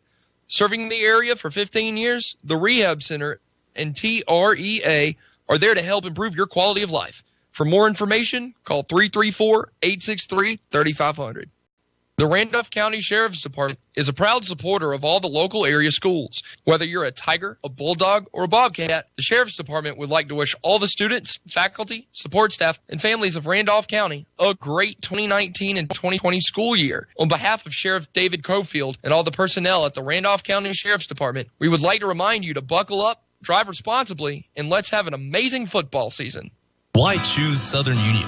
Between working and family responsibilities, I thought I'd never be able to go to school. But Southern Union offered flexible schedules for both day and night courses. At Southern Union, I was able to take classes that gave me hands-on experience to aid in my future career. I really needed a calculus class, but couldn't fit calculus into my schedule this semester. So I went to Southern Union, and it transferred back to my university. Keep going at Southern Union. Your journey has just begun. For more information, visit suscc.edu. Dentistry isn't all about teeth. It's about listening and treating patients like family. At Dr. Michael Edwards' office, that's what you'll get. Located in Wedowee, Dr. Edwards' team of highly qualified dental specialists are there to address all of your dental needs, accepting patients ages 4 and up and offering a full complement of dental services, including implants, oral surgery with IV sedation, full mouth replacement, and prevention and treatment of gum disease. For more information, visit them online at miketooth.com or call 256-357-2882 to schedule your appointment. Keep those winning smiles bright. Now back to the field for Alabama area high school football on the Eagles Sports Network. Back here in Randolph County, everybody, it's a happy night to be a Randolph County Tiger as the Tigers beat Sachs 36-6, clinching a playoff spot for the Tigers, and they'll play for a 2 seed next week against Pleasant Valley. So a job well done by the Tigers and Coach Prestridge. They will be playing in the postseason. John, just some thoughts about this Randolph County team when we get to postseason play and their future, you think? Well, if they can hold on to the ball, I think they really have a shot. Their defense is stout. I mean, they came in region averaging about 30 points a game, giving up 12, and tonight they got better. So really just I think it starts with them. They've got to hang on to the ball. I think tonight they I don't know how many penalties they wound up with. They didn't seem like they were hurt too badly by that, but they did put the ball on the ground a number of times, more times than you'd like to see, especially heading toward the playoffs. Randolph County now 5-1 in the region. Piedmont was a winner, so they're 6-0. So Piedmont has virtually wrapped it up with one region game left because Piedmont has the tiebreaker. So by some measure, if Piedmont does lose, Randolph County would get a share of it, but Piedmont would get the 1 seed by virtue of the tiebreaker. In 4A, Hanley was leading leads 42-29, I think was the last score we got, or 49-27. It was one or the other. So Hanley putting the finishing touches on that one. They would be 4-1 in a showdown with Talladega next week. If Talladega does win and a spot for a 2 seed there, we'll actually see Hanley next week. Hanley and Talladega from Roanoke. We'll be back on the air right here on WLWE at 6:30. Game time to follow at 7. And Wadley was leading Otagoville 28-6. Wadley with the win would go to 3-2. And if they beat Notasulga next week, assuming Notasulga is losing to Billingsley, that'd be a 3 seed for Wadley. So just, John, some of your takeaways from Hanley and Wadley and their future potentially in the playoffs. Well, Hanley, they've got to learn to handle some success. If they can win tonight, they got a big game next week that we'll be able to see, and sounds like Wadley's going to go ahead and take care of that one tonight. So next week will be big for them too.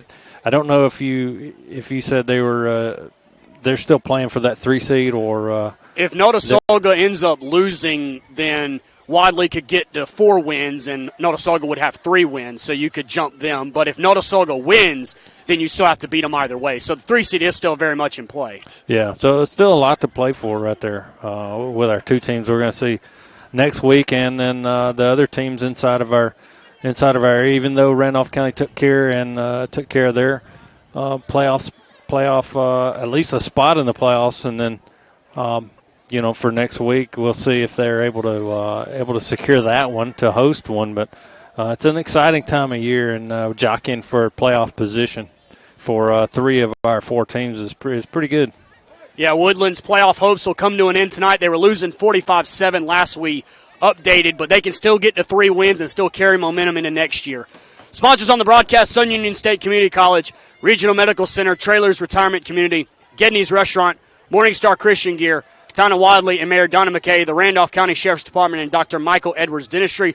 Our Player of the Week sponsor is Regional Medical Center, and our Player of the Week is Jonathan Prothrow from Randolph County. A pair of touchdowns tonight, one on offense, 32-yard run, another on a block punt return. So Jonathan Prothrow is now our Regional Medical Center Player of the Week. We'll take a 2-minute timeout and wrap up the broadcast. 36-6 your final score here in Wadowee. Randolph County wins. They'll play in the playoffs in 2 weeks. Back with more Randolph County High School football in just a moment. Back after this 2-minute timeout on the Eagle Sports Network. Every town has one, that friendly hometown restaurant that serves good food every day. In Roanoke, it's Gedney's Restaurant and Grill on Highway 431. What are you doing for lunch tomorrow? You could be enjoying Gedney's Lunch Buffet, home-style vegetables with a choice of meat. Give us a call at 863-8272 or come by and see why everyone eats at Gedney's. Gedney's Restaurant and Grill, more than just a steakhouse, located on 431 in Roanoke.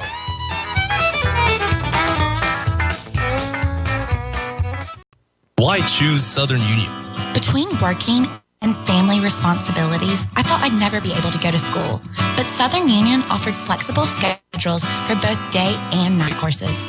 At Southern Union, I was able to take classes that gave me hands-on experience to aid in my future career. I really needed a calculus class, but couldn't fit calculus into my schedule this semester. So I went to Southern Union, and it transferred back to my university. Keep going at Southern Union. Your journey has just begun. For more information, visit suscc.edu. Whether it's urgent care or primary care, RMC's Roanoke Rural Health and Urgent Care Center is here to meet your family health care needs. Our clinic provides CT scans, ultrasounds, digital x-rays, and stress tests, as well as primary or special care services. Located at 1950 Main Street in Roanoke, we're open Monday through Friday, 8 a.m. till 6 p.m. RMC Urgent Care and Rural Health Center, the right care right here.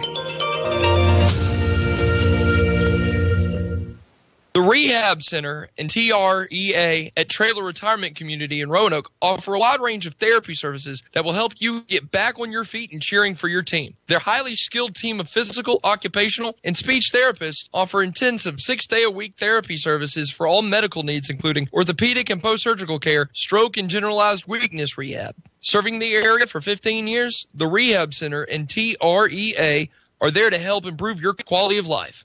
For more information, call 334-863-3500. Why choose Southern Union? Between working and family responsibilities, I thought I'd never be able to go to school. But Southern Union offered flexible schedules for both day and night courses. At Southern Union, I was able to take classes that gave me hands-on experience to aid in my future career. I really needed a calculus class, but couldn't fit calculus into my schedule this semester. So I went to Southern Union, and it transferred back to my university. Keep going at Southern Union. Your journey has just begun. For more information, visit suscc.edu. Whether it's urgent care or primary care, RMC's Roanoke Rural Health and Urgent Care Center is here to meet your family health care needs. Our clinic provides CT scans, ultrasounds, digital x-rays, and stress tests, as well as primary or special care services. Located at 1950 Main Street in Roanoke, we're open Monday through Friday, 8 a.m. till 6 p.m. RMC Urgent Care and Rural Health Center, the right care right here. Now back to the field for Alabama area high school football on the Eagle Sports Network. Welcome back out to Randolph County High School, everybody. It's going to be the final segment of the post-game show. Jay Douglas, John Stevens back here with you. Run through the stats right quick. Randolph County, 11 first downs. Sacks had 8. Sachs goes 2 of 12 on third down. Randolph County 2 of 7. Randolph County was 1 of 3 on fourth down. Sachs did not attempt a fourth down conversion. They had one fourth down where they had a roughing the kicker. 1 turnover for Sachs, 2 for Randolph County. 5 penalties for the Tigers. Compare that to, looks like, 7 for Sachs. Randolph County got the scoring started. Kayshawn Garrett, a 5-yard run. It was 8-0. Off a turnover, Sachs got a touchdown. Sam Parnell with a 9-yard pass to Zay Elston made it 8-6 with the 2-point conversion failing. Jonathan Prothrow then a 32-yard run. The kick was good by Braxton Daniel, made it 15-6. Prothrow then returns a block punt from Marco Woodgett to make it 22-6 at that point. Dante Jordan then with a pair of runs, one from 51 yards, one from 18 yards to make it 29 and then 36-6, and that was your final score. John, your final comments on this game as we wrap things up tonight. Well, just calling it with you, Jay, is a pleasure. But this thing really was just an exhibition put on by Randolph County, and I can't say enough about how effective they were in the run game. Also, their defensive line just seemed to be dominant.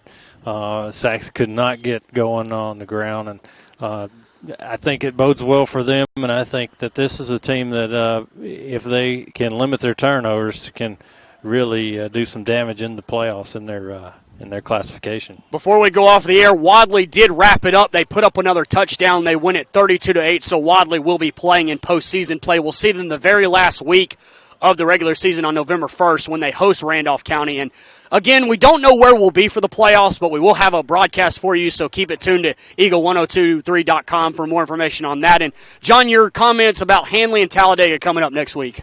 Well, I was looking forward to it. I'd like to see Hanley take care of business and go into the playoffs with some momentum.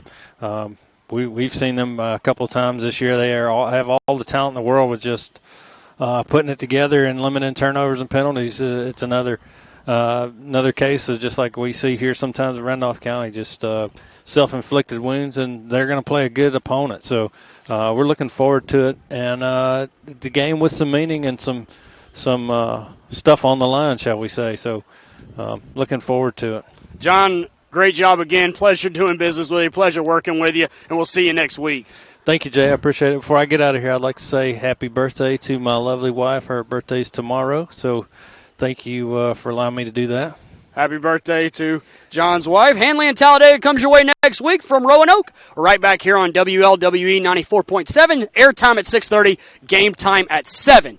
For Randolph County, they will be right back here at home against Pleasant Valley, an opportunity for the Tigers to get a 2 seed. Woodland is on the road against West End, an opportunity to get their second region win and finish 5th in that region. And Wadley on the road at Notasulga, a chance to pick up the 3 seed. Wadley again beating Otagoville 32-8.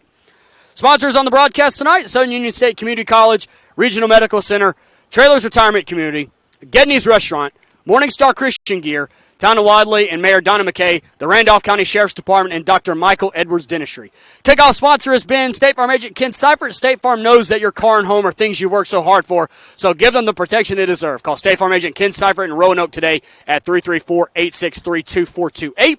Our timeout sponsor is Southern Auction Solutions and Mr. Ron Young.